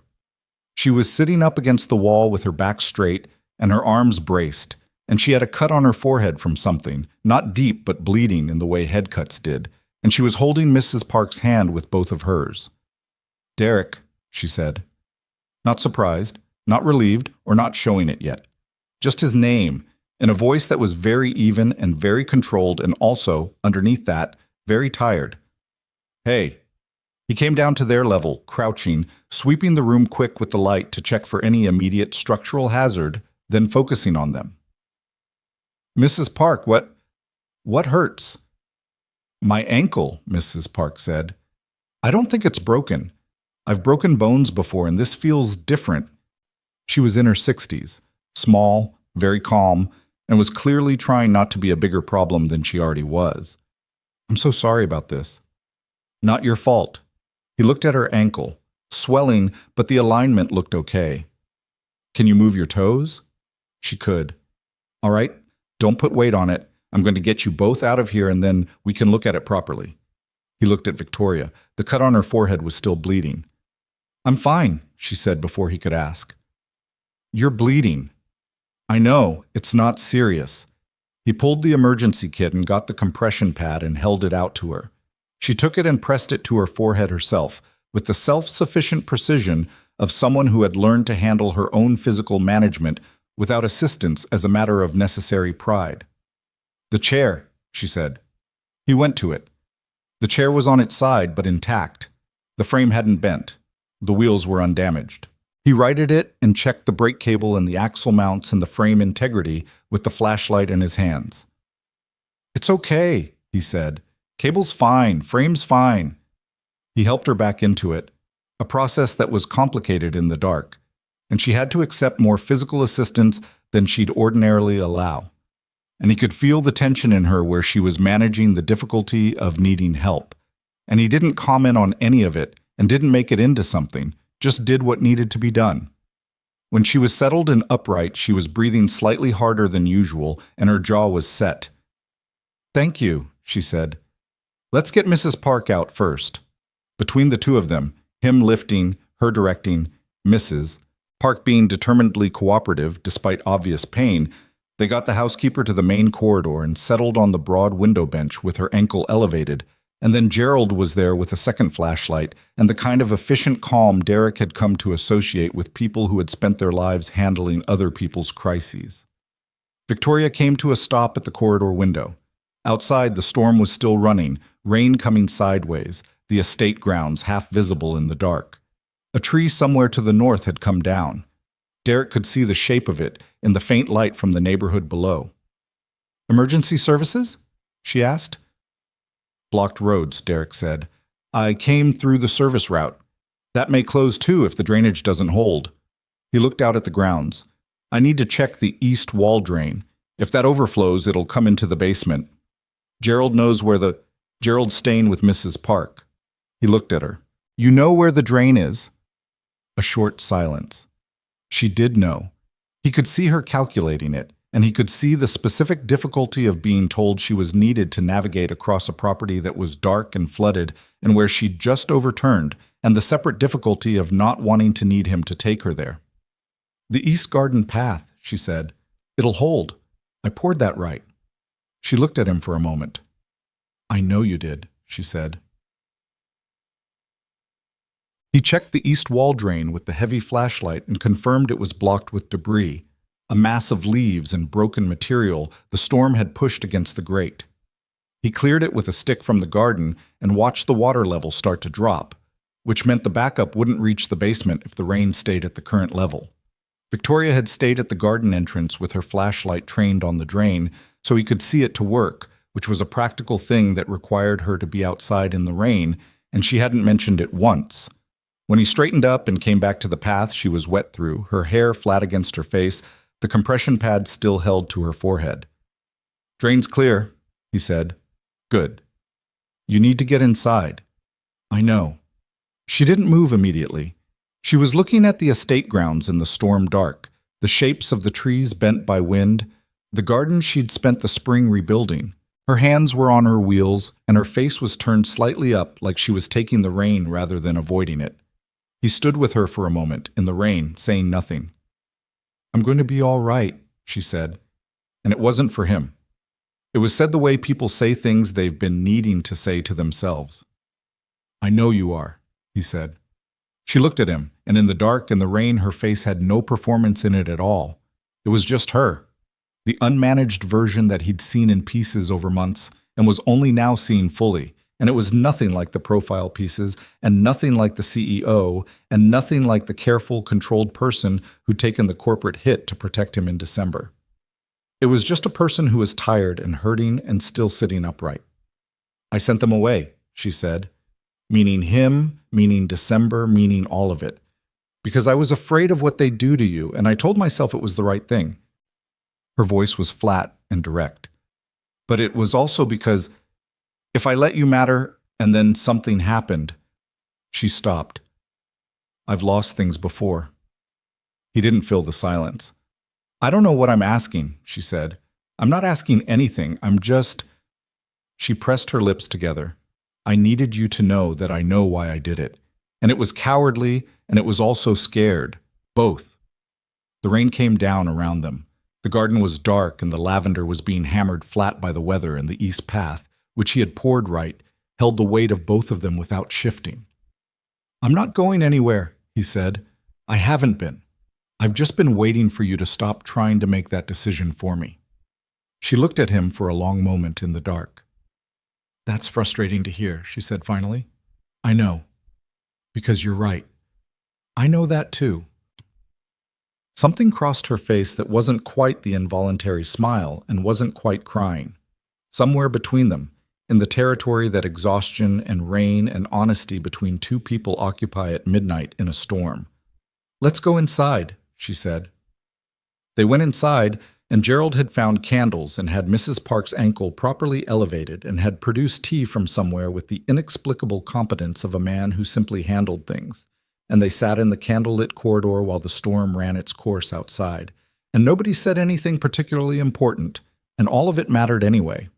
At 2 a.m, the power came back on, and the emergency lights blinked out and the regular lights blinked in, and everyone looked slightly startled by the return of the ordinary world. Derek checked Mrs. Park's ankle one more time, still swelling, probably a sprain, should be seen in the morning. Gerald said he would arrange a doctor. Mrs. Park said she was very sorry to have caused trouble, and Derek said she hadn't, and Victoria said nothing but reached over and patted Mrs. Park's hand once, briefly, before withdrawing. He left at 2:30. Victoria walked him, rolled him, to the side entrance, and they stood in the doorway with the rain down to a murmur now, the worst of it past. The threshold, she said, looking at the entry. He looked too. The threshold he'd gone over his list and not yet gotten to. Next weekend, he said. She looked at him. Next weekend, she said. And it had the same quality as spring in the December text, small and careful and meaning more than its syllables. He drove home through the wet streets, the city putting itself back together around the night's damage, and thought about a woman turning her face up into the rain and saying, I'm going to be all right, like it was something she was deciding, not predicting. He thought she probably was. The threshold got fixed the following weekend, same as he'd said. Derek arrived at 8 on Saturday morning with the right materials already in the truck, and he had the north entrance threshold leveled and sealed before 10. And when he was done, Victoria rolled over it twice in both directions and said nothing, which he'd learned meant the work was correct. She only said something when it wasn't. Mrs. Park's ankle had been a moderate sprain. The doctor Gerald arranged had confirmed it the morning after the storm, and she'd been on limited duties for 2 weeks and was now back at partial capacity and had, according to Gerald, resumed making her opinions about the kitchen organization known to everyone within earshot, which he described as a sign of full recovery. Derek had stopped by once during the recovery period, not for any work reason, but because Mrs. Park had sent him a card through Gerald, an actual physical card, handwritten, thanking him for the night of the storm. And it seemed right to come in person. She'd made him sit at the kitchen table and fed him soup and told him about her late husband and her daughter in Portland and the 16 years she'd worked at the estate, and he'd listened properly, and she'd seemed to appreciate it. Victoria had appeared in the kitchen doorway at some point during this and looked at the two of them at the table and said nothing and went away again, but the quality of her silence had been warm. He noticed things like that now. He'd been noticing them for a while. Listen, Hope Path had its own rhythm by September, and it was a different kind of work than anything Derek had done in years. Different from city maintenance, which was reactive, a go here, fix this, move on. Different from the estate work, which was contained and known. This was design work, longitudinal thinking. Standing at the north end of the Cascade Park Trail with a survey map and his own measurements, and the question of how a path could be made to serve the people who actually needed it, not the people who'd been assumed to need it when someone drew the original plans decades ago. He'd driven the route a dozen times in the first month. He'd sat at the rest points, the ones that existed, and tried to understand what they'd gotten wrong. The bench placement was the most obvious failure. They'd been installed at regular intervals like decorative furniture, not at the actual points where a person with limited mobility or strength would need them. The grade changes were wrong in two critical places. Not dramatically wrong, but wrong enough that someone in a manual chair on a bad day would hit those points and either struggle through or turn back. The surface material at the north transition was a coarse aggregate that was fine for walking but caught wheels in a way that would make a person doubt the whole route before they'd gotten 30 feet into it. He'd written all of it out in a document that started as rough notes and had become, over several weeks of evenings after Emma was in bed, a full design brief. He wasn't a professional technical writer. His language was plain, his diagrams hand-drawn and then photographed because he didn't have the drafting software. But the thinking behind it was clear and specific and grounded in what he'd learned from 8 years of watching infrastructure fail and from everything he'd understood but not used from his 2 years of engineering coursework. He'd sent it to Victoria on a Thursday night in September with a text that said, "First pass. Tell me what's wrong with it." She'd called him 20 minutes later. "Nothing's wrong with it," she said. "There's always something wrong with a first pass. The rest point placement is right. The grade corrections are right. The surface specification for the north transition is right." She paused. "The budget estimate is slightly conservative on the subbase for Section 3, but that's a numbers adjustment, not a design issue." He'd been sitting at the kitchen table in the specific quiet of a house where an 8-year-old was asleep 2 rooms away, which had a particular texture he'd come to value. "You know what the subbase specification should cost?" "I looked it up," said without any self-consciousness, which was entirely consistent with who she was.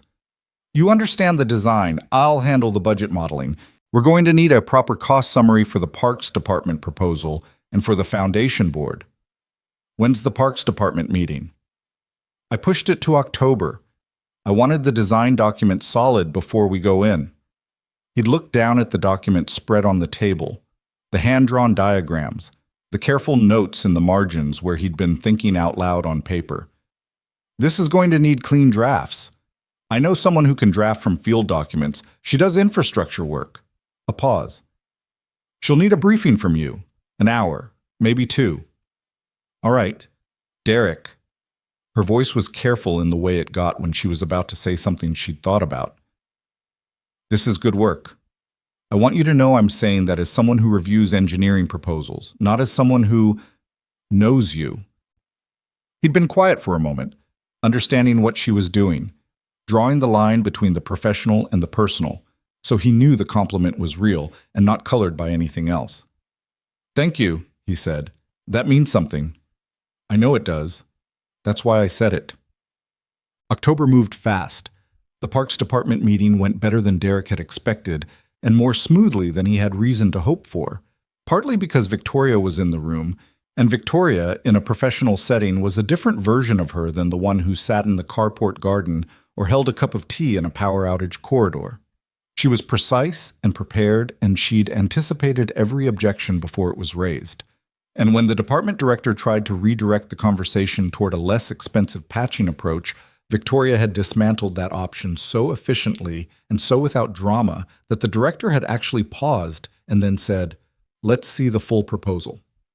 Afterward, in the parking lot, Derek had looked at her and said, "You do that differently than I expected." "Do what?" "The room, the meeting." She'd considered this. "I've been in a lot of rooms," she said. "You learn what works."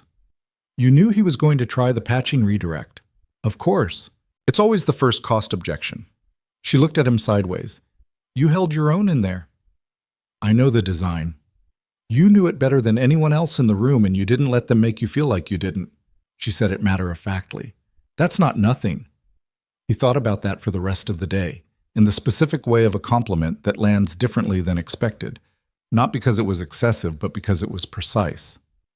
Emma, when he picked her up that evening, asked how the meeting went, and he said well, and she said, "Did Victoria go too?" And he said yes, and she said, "Good. She's good at meetings. She looks like someone who's good at meetings." He didn't ask her how she'd reached that conclusion.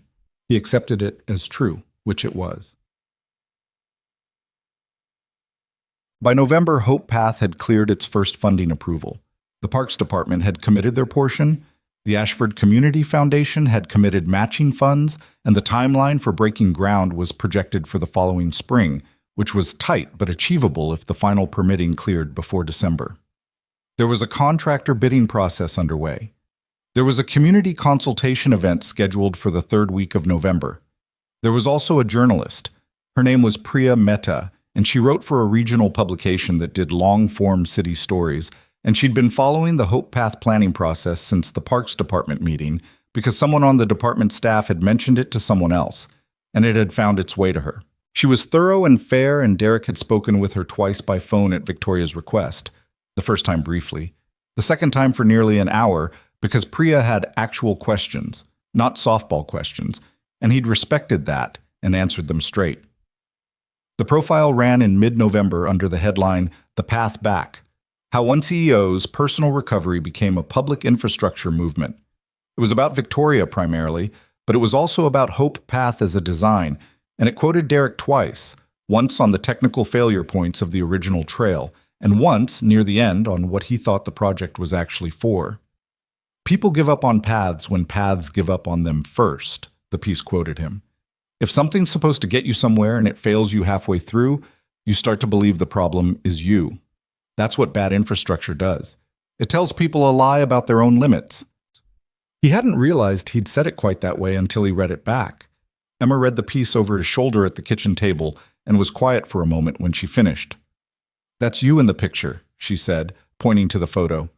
It was him at the Cascade Park site, crouching over the surface transition point, taken by the publication's photographer on a gray afternoon. He looked like he was working, which he had been. "I know. You look serious. I was thinking." She read the quote again.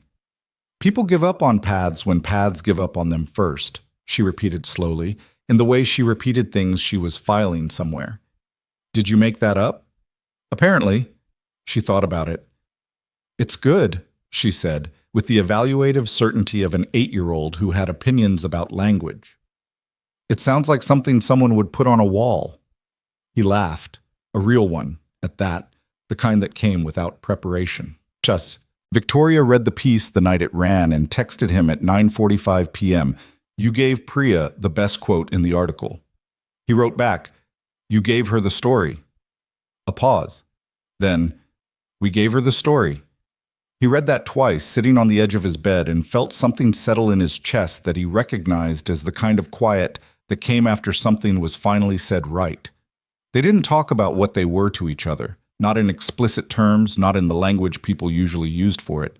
But something had changed after the storm and the rain in the corridor, and neither of them was pretending it hadn't. He came to the estate most Saturdays and sometimes on weekday evenings when the Hope Path design needed working on, and they sat at the long table in Victoria's study, which was full of books and organized with a precision that bordered on aggressive.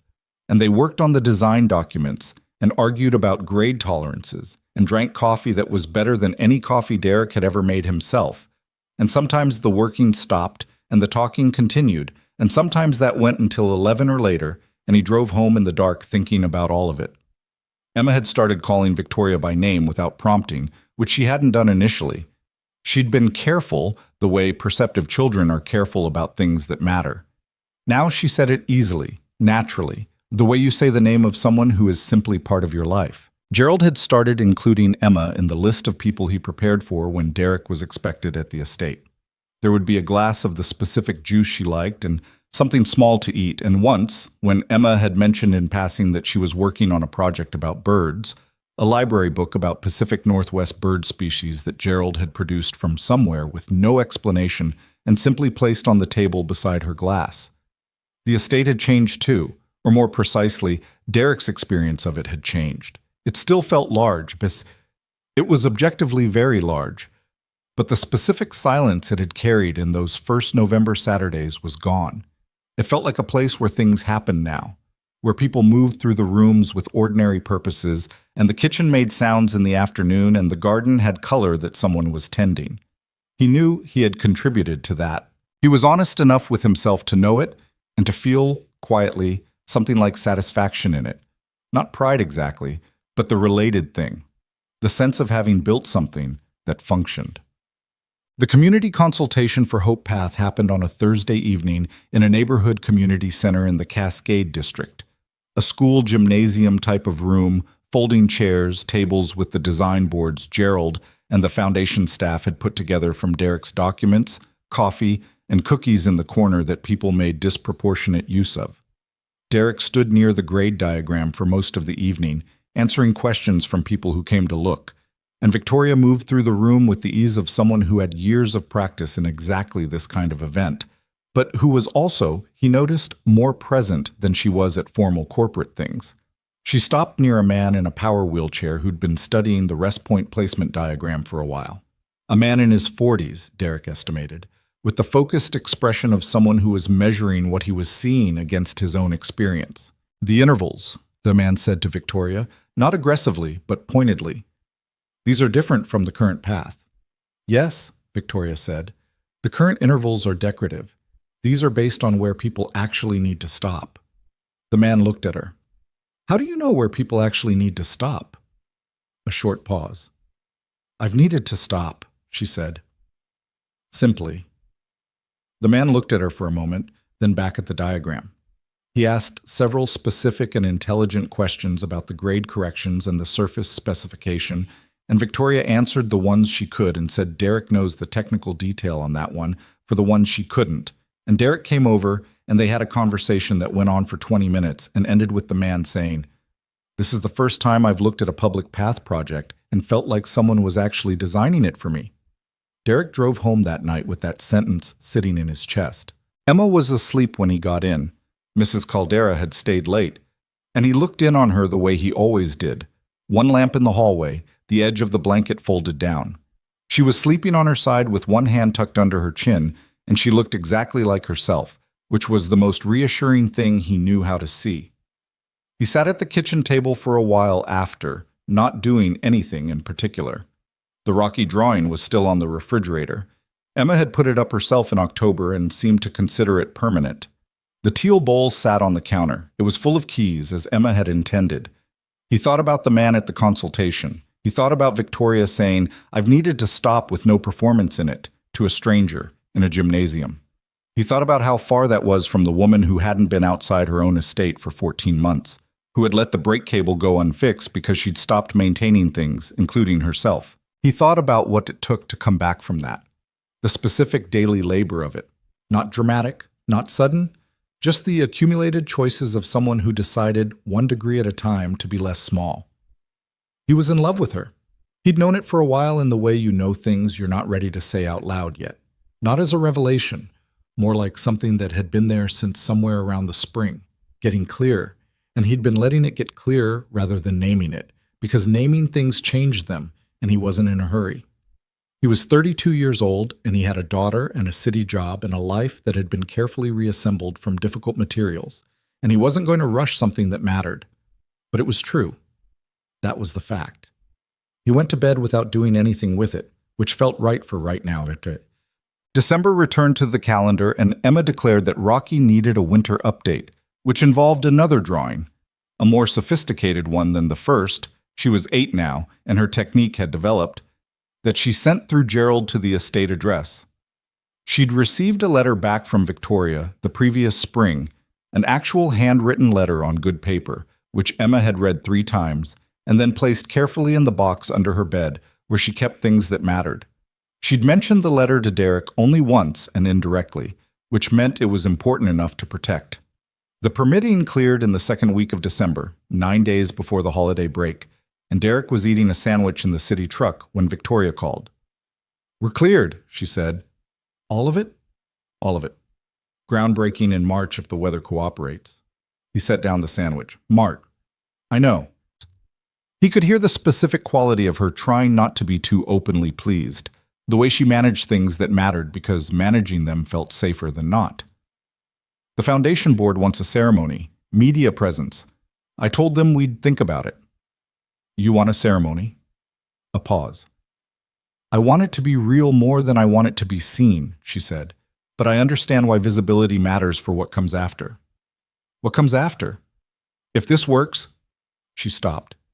When this works, there are 3 other Parks Department sites that have already informally asked about the same process, and the Foundation has been contacted by 2 other cities about the model. He was quiet for a moment. You're thinking bigger than one trail. I'm trying not to, she said. One thing at a time, but another pause. Yes, I'm thinking bigger. He looked out the truck window at the gray December street. The cherry trees were bare now, weeks past their spring moment, just branches. You need a director, he said, for the Foundation's accessibility program.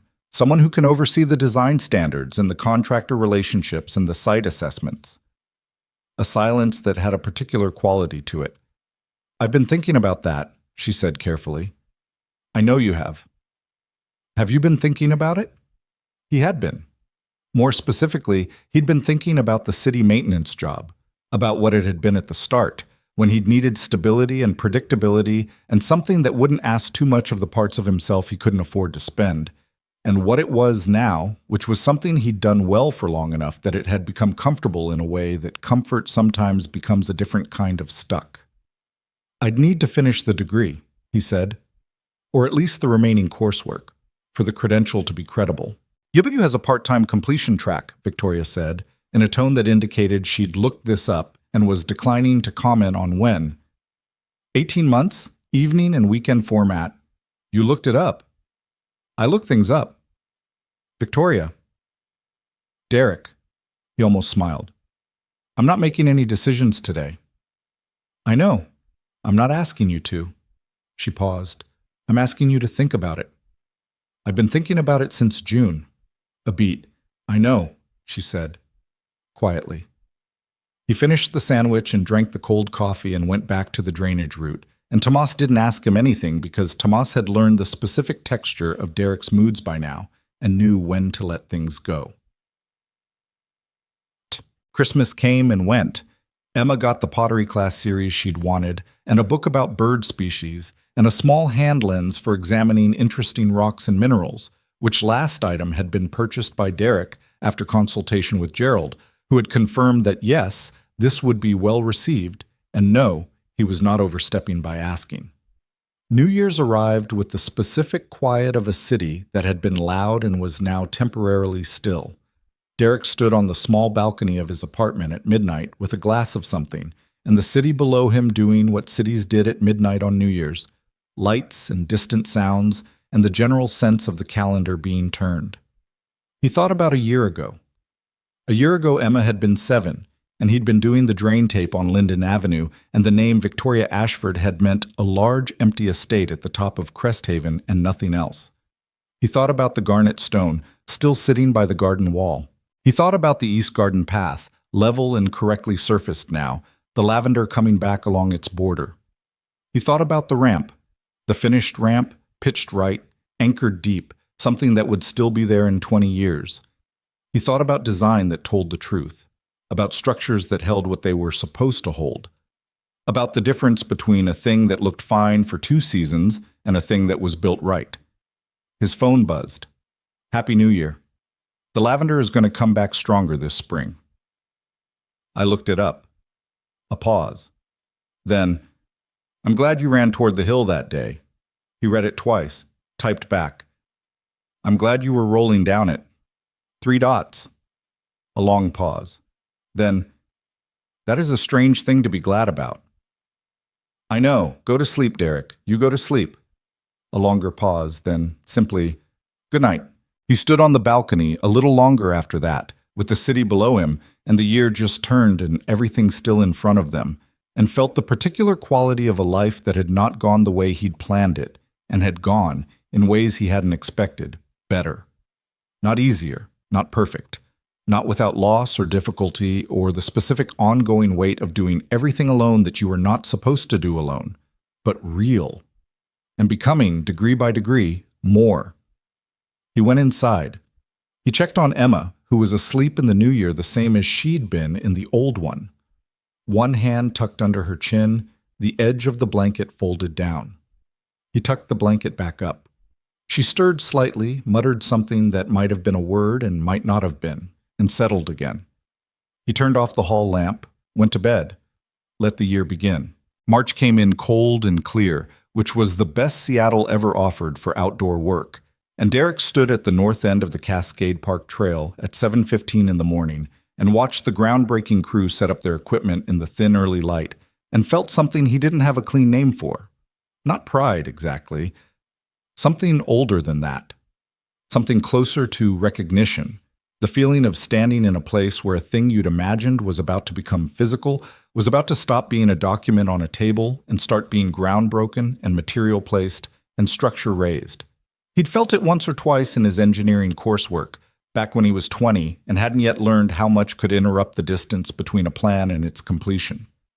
He'd thought he'd left that feeling behind when he left the program. Finding it again, here, on a trail in a public park at 7 in the morning with his breath visible in the cold air, felt like recovering something he hadn't known he'd been missing. Victoria arrived at 7:30, Gerald driving the estate car up the service access road. She'd insisted the groundbreaking be a working event, not a photo opportunity. There would be press there later, at 10, for the official ceremony portion, but the actual first work of the day would happen before cameras arrived, which Derek had agreed with entirely, and which had caused some friction with the Foundation's communication staff that Victoria had resolved by being Victoria.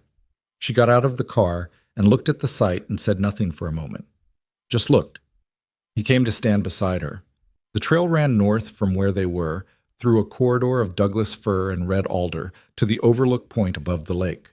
In its current state, it was technically a trail, accessible on paper, degraded in practice, the accumulated result of years of maintenance that prioritized appearance over function.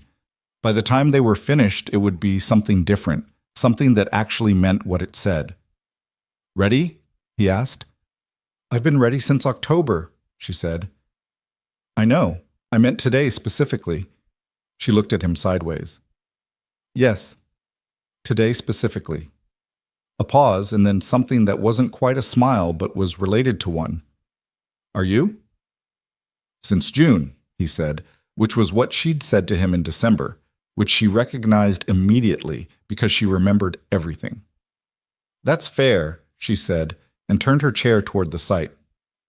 The groundbreaking ceremony at 10 was exactly what these things were.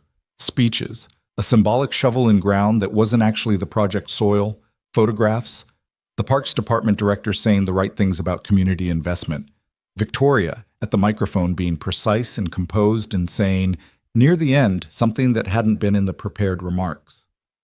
This trail failed the people it was supposed to serve, not dramatically, quietly, in the way that things fail when nobody who needs them to work has any power over whether they do. We're not fixing that by being generous. We're fixing it because it was wrong, and it was wrong for a long time, and it should have been fixed sooner. The director beside her looked briefly uncertain about whether to applaud that. The people in the gathered crowd who were there in wheelchairs and walkers, and with mobility aids of various kinds, applauded before he'd finished deciding. Derek stood at the back of the crowd and watched her at the microphone and thought about Cresthaven Road in the rain, about the way she'd looked coming down that hill. Jaw set, hands on the armrests, not screaming, already trying to solve it. He'd caught her that day. But that was the small part. The part that people told as a story. What had actually happened, the real version, was that they'd caught each other. Slowly, imperfectly, across months and setbacks, and one significant storm, and more cups of coffee than he could count, in a series of small decisions that didn't feel dramatic at the time, but had accumulated into something that held weight. That was how real things were built, not in moments, in the aggregate. Construction on Hope Path ran through April and May, and Derek was on site most days when he wasn't on city shift, managing the contractor relationships and the material delivery schedule and the grade verification at each section as it was completed.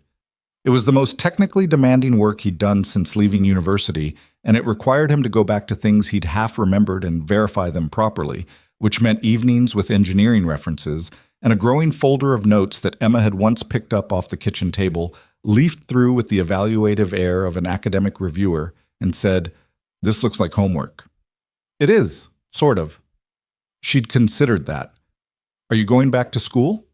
He'd been thinking about how to have this conversation for 2 months. Maybe. Would that be okay with you?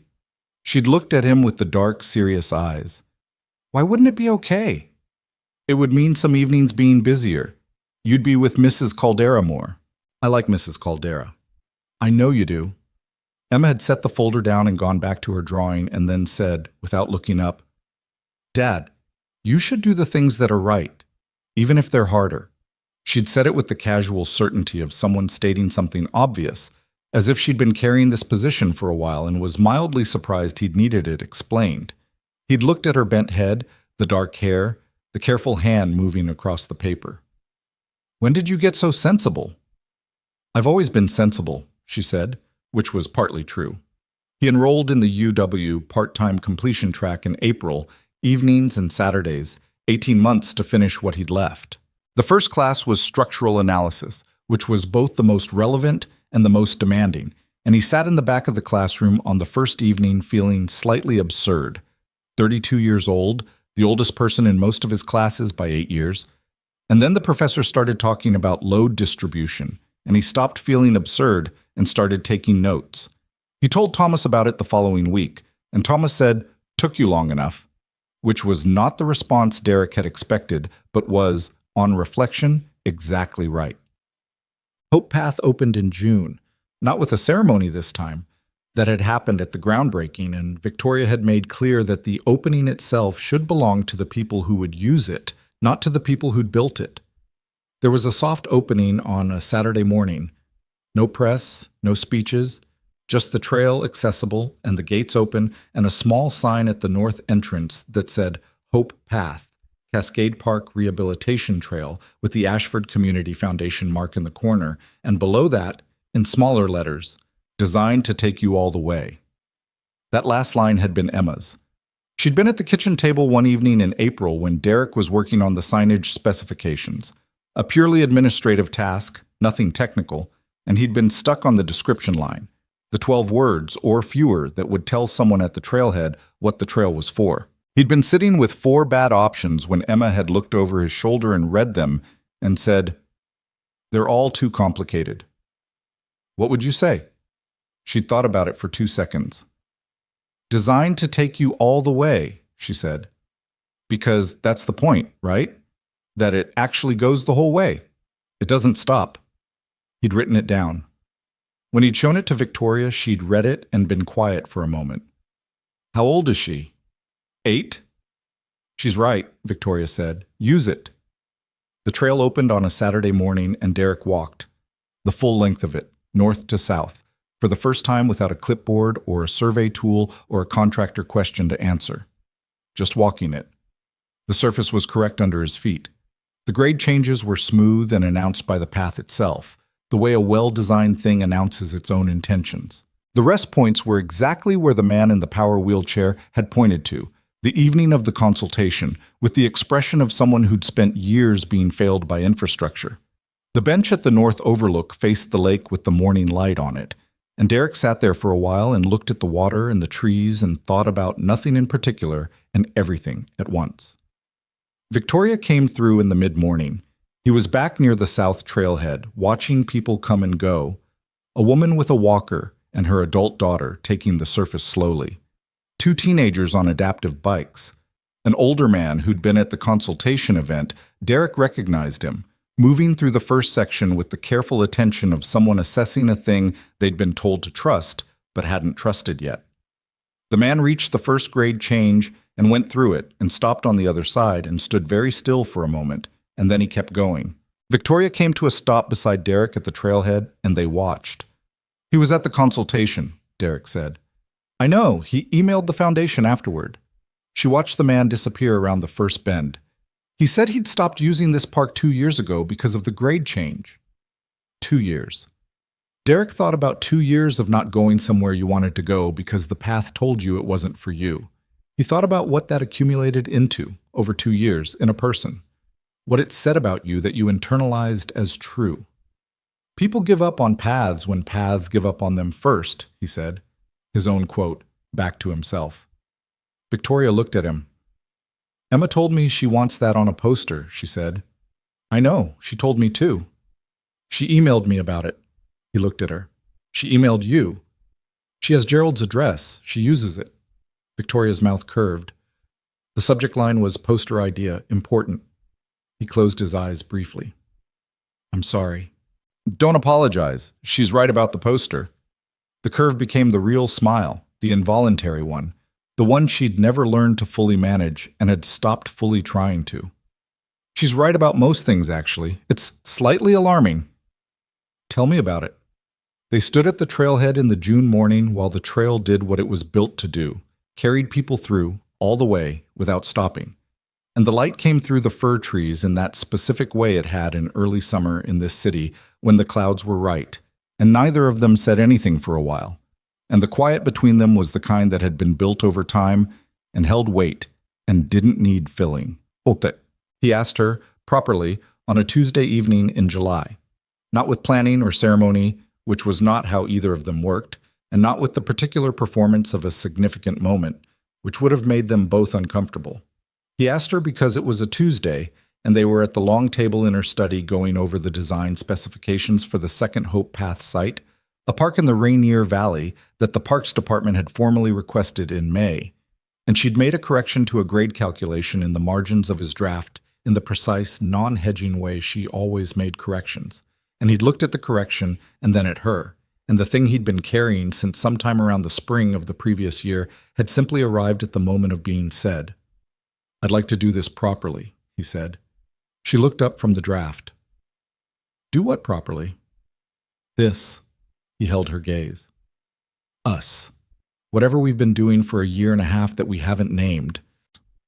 She was still for a moment. The study was quiet. Gerald had gone home. Emma was at Mrs. Caldera's. The estate had the specific nighttime quiet of a large house with only 2 people in it. I know what we've been doing, she said. So do I. And you want to name it. I want to stop pretending it doesn't have a name. She looked at him for a long moment, and he could see her working through it. Not whether she wanted to, he didn't think it was that, but the other thing, the thing she'd told him about in the rain, the fear that existed independently of the wanting. The history of losing things, and the way that history rewrote itself onto the present and made you do preemptive damage to protect against it. He knew something about that. He knew it from the inside. I'm not going anywhere, he said, same as he'd said it in the storm, in the rain, in the East Garden. I've been here. I've been making that clear for a year and a half, and I don't know what else I can do except say it directly. You've been clear, she said. Then what am I waiting for? A pause. You're not waiting, she said. I am. I know. I'm not. She stopped. Started again. I'm not good at this. I'm aware of that. I'm not easy to be with, and I know it. I work too much and I go quiet when I should talk, and I made you wait through a winter because I was afraid of what my board would do, and that was wrong. And I've thought about it enough times to know exactly how wrong it was. You've also designed a trail system that's expanding to 4 cities, he said. You came back outside when outside was where you got hurt. You let an 8-year-old name your garden stone and send you drawings, and you wrote her back on actual paper. She looked at him. You're not easy, he said. Neither am I. I've got a kid and a city salary, and I'm finishing a degree at 32 in evening classes, and I'm still, I don't know, some days I'm still working out who I am after Claire. That doesn't go away clean. He said it plainly, because she was someone who deserved plain. But I'd rather work all of that out with you than without you. That's what I know. The room was very quiet. Then Victoria said, I'd rather do that too. And her voice was quiet and even and completely unmanaged, and it was the most honest thing she'd said to him, which was significant because she was one of the most honest people he'd met. He reached across the table and took her hand, and she let him, and her hand was cold the way it always was, and she didn't pull away. They stayed like that for a while, the design document spread between them, the study lamp making a warm circle in the July evening, and neither of them said anything else for a long time, because what had been said was enough, and there was a specific relief in that, in the thing having been said and not having destroyed anything, in the world being the same as it was before, and also entirely different. The second Hope Path site broke ground in September. The third was approved for the following spring. A city in Oregon had reached out about adapting the design framework. A city in Minnesota had sent a formal inquiry. Victoria had restructured the Ashford Community Foundation's accessibility program into its own operational branch and had, in October, offered Derek the director position formally and in writing, with a salary that reflected what the work actually was rather than what his city job paid, and he'd sat with the offer letter for 1 week and then given notice at the city. Tomas shook his hand on his last day and said, "Go do the thing," which was not Tomas's usual level of eloquence, but was precise. The UW coursework was at the 14-month mark. He had 4 months left, 2 courses remaining, a structural analysis final that he was cautiously confident about, and a materials specification course that was genuinely hard and required more evenings than he'd budgeted for. Mrs. Caldera, who had been informed about the degree completion with the gravity due a significant development, had proactively offered additional evenings without being asked, and Emma had responded to this by drawing Mrs. Caldera a portrait that the older woman had framed and placed on her living room wall, which Emma reported with considerable satisfaction.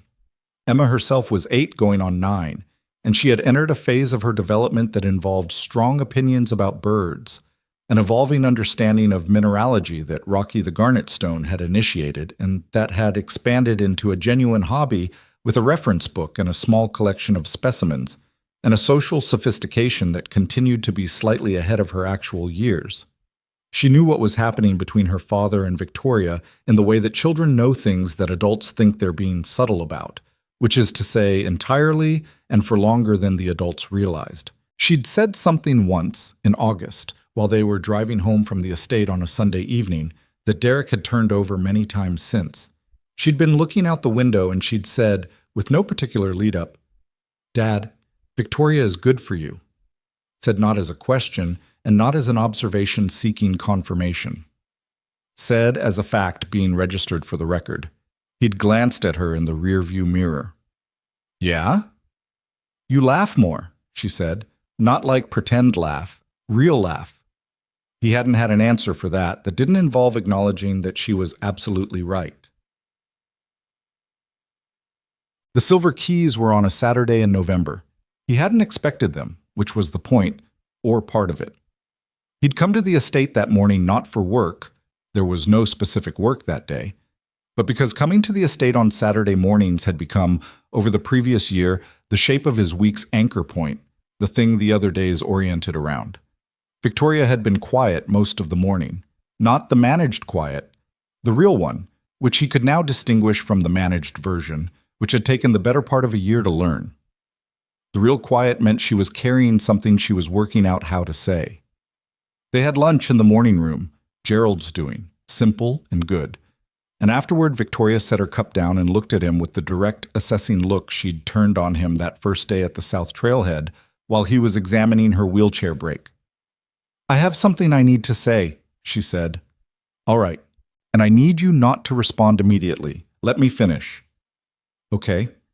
She reached into the pocket of her jacket, a specific jacket, dark green, the one she wore on weekends when she wasn't performing anything for anyone, and set something on the table between them, the silver keys. He recognized them. He'd held them in the rain on Cresthaven Road and driven up the hill with them and returned them to Gerald that first day, and then been given a copy of the gate code instead. He hadn't seen these particular keys since November of the year before last.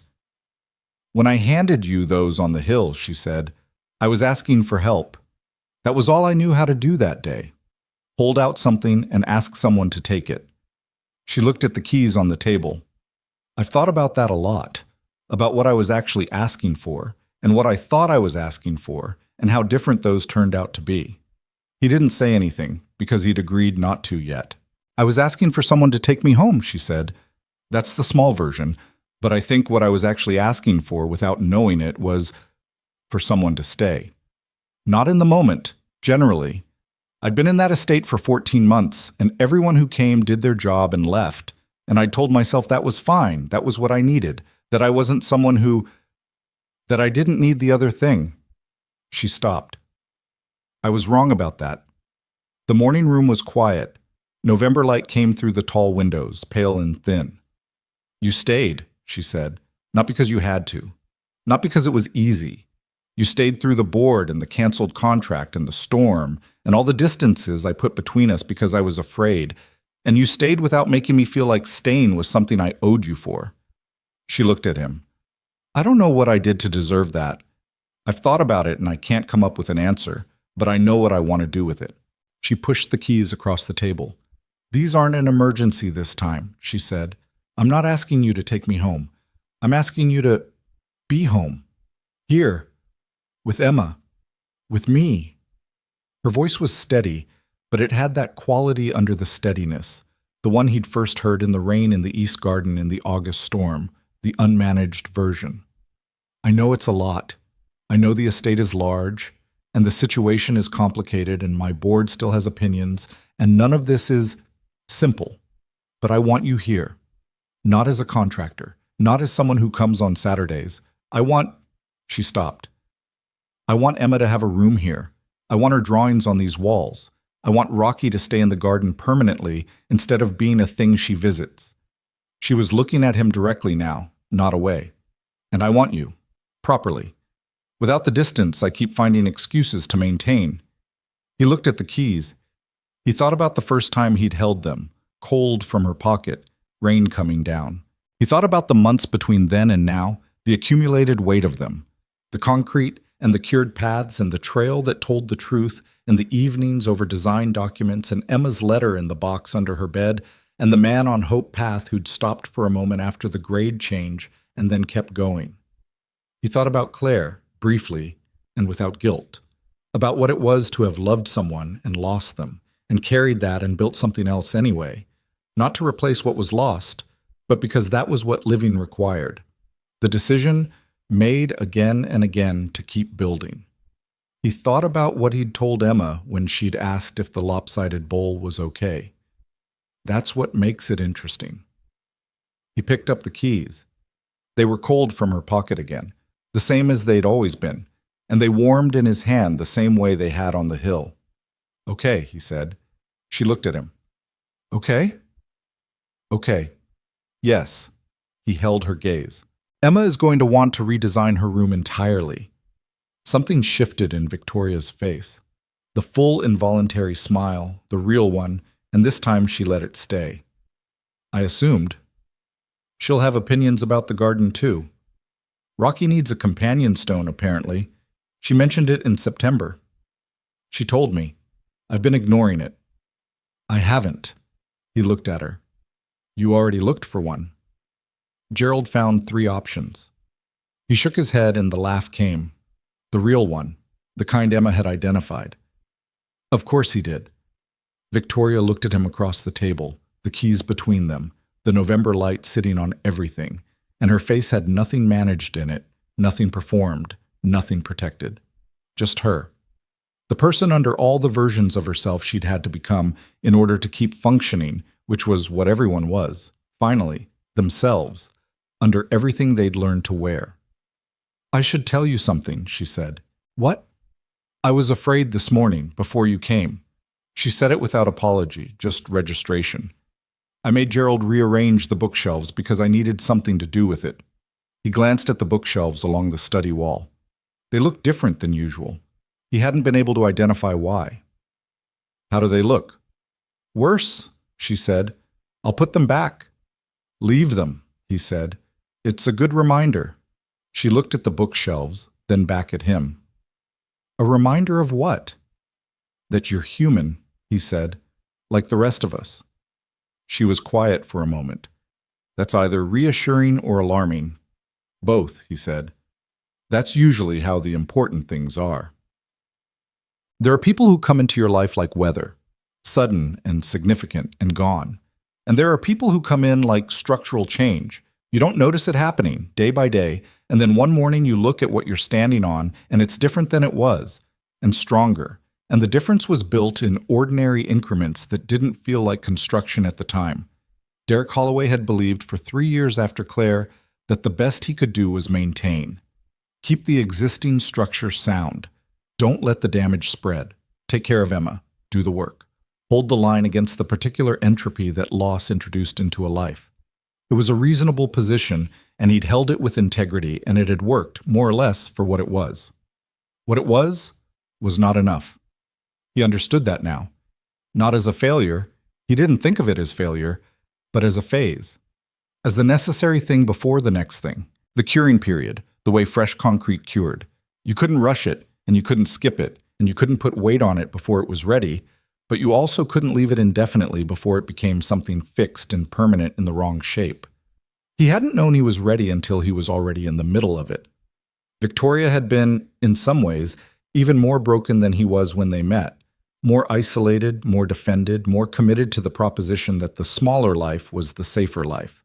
She'd lost the use of her legs, and she'd lost her confidence, and she'd lost 14 months to a particular kind of living death that wasn't depression, exactly, but was what happened when a person of her capability and intelligence decided that protecting herself meant stopping. She'd stopped.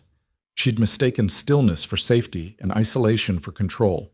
What Derek had given her was not a rescue. That was the story people told, the one Priya Mehta had framed carefully in the profile piece, the one that had a clean narrative shape. Maintenance worker saves woman in wheelchair, woman changes maintenance worker's life in return. Neat, symmetrical. The real version was less clean. The real version was that neither of them had saved the other. They had simply, stubbornly, continued to show up until showing up became the thing that made the other possible. He'd come back after the board and the winter. She'd come outside after the East Garden path. He'd written the design brief in the evenings while Emma slept. She'd said, "I've needed to stop to a stranger in a gymnasium without flinching." They'd built something together. Not from nothing. From their specific broken materials, from the specific things they'd each lost, and the specific things that had persisted through the losing. That was the only way anything real got built. 1 year after Derek moved into the Ashford estate, Emma's drawings were on the refrigerator in the kitchen and on the wall outside her room, which she had redesigned twice and was talking about redesigning a third time, and Rocky had a companion stone named Blue that Gerald had sourced, and that Emma had introduced to Rocky with appropriate ceremony on a Sunday afternoon while Victoria watched and Derek pretended not to be charmed. Hope Path had expanded to 7 cities. The Ashford Community Foundation's accessibility program had a staff of 6 and a waiting list of municipal partners. Derek had finished his degree in January, on a cold, clear evening that felt, in its way, like the closing of a parenthesis that had been open for 12 years.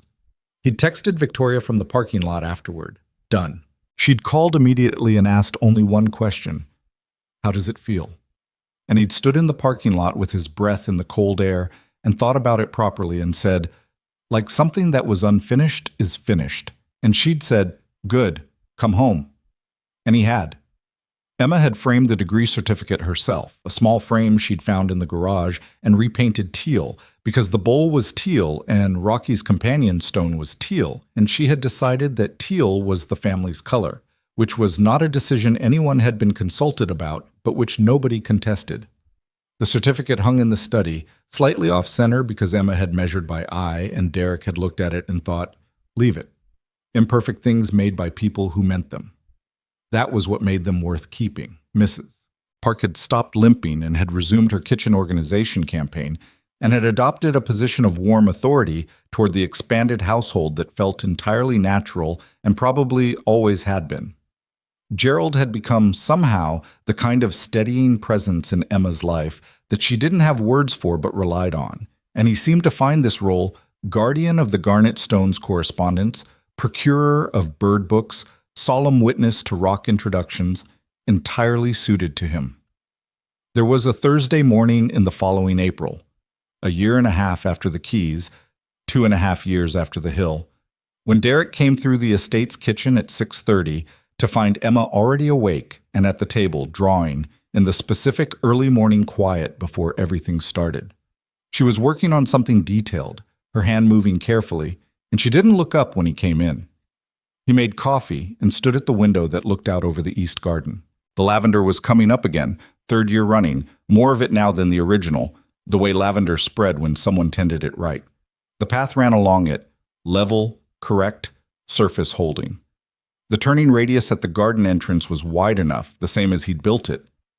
Dad, Emma said, without looking up from the drawing. Yeah. Do you think the paths we build are still there after we're gone? He considered that. It wasn't a rhetorical question. She was 8, nearly 9, and she asked the things she actually wanted to know. If they're built right, he said. Yeah. She nodded slowly, still drawing. That's good, she said. I want to build things that stay. He looked at her, the careful hand, the dark hair, the absolute seriousness of someone at the beginning of understanding what their life might be for. He thought about all the things that had brought them to this kitchen, this morning. A brake cable, a storm, a set of silver keys handed across a table in the November light, the specific stubbornness of Lavender, a child who sent drawings through the mail to people she'd decided mattered without asking anyone's permission. He thought about what it meant to build things that stayed, not perfectly. Nothing stayed perfectly. Materials degraded, surfaces wore, the world exerted its pressures continuously and without mercy. But built right, they held. Built right, they carried the weight they were meant to carry, and the people who needed them could trust them, and that trust was not a small thing. That trust was the whole point. Victoria came into the kitchen at 7, hair still down, moving through the doorway with the ease of someone in their own space, her chair leaving the small familiar sound on the tile that he'd long since stopped consciously registering. She looked at Emma. She looked at Derek. She reached across him for the coffee in the way of someone who had stopped performing movements and had started simply making them. Morning, she said. Morning, Emma said. Morning, he said. The garden was outside the window. The path ran through it. The lavender was coming up again. The coffee was hot, and the kitchen was warm, and somewhere in the estate, Gerald was doing the first things of his morning with the quiet competence that held the whole structure together. And outside the city was beginning its day, and Hope Path was in 7 cities, and going to more. And somewhere on a trail in Cascade Park, a man who hadn't been able to use his own park for 2 years was perhaps taking the North Trail all the way to the overlook and sitting on the bench and looking at the lake. Sometimes the path that saves you is built by people who needed saving too. Sometimes the thing you catch at the bottom of a hill is the beginning of everything. Sometimes the keys in your hand are cold because someone has been holding on to them for a long time, waiting to find someone worth giving them to. Derek Holloway had run toward a hill once, in the rain, because someone was falling, and that had seemed like the whole story at the time. It wasn't. It was just the first sentence. The rest was ordinary and extraordinary in the way all real things are, built slowly, imperfectly, in increments too small to call dramatic, by people who were broken in ways that turned out to be compatible with each other. The story was this kitchen, this morning, the lavender coming back.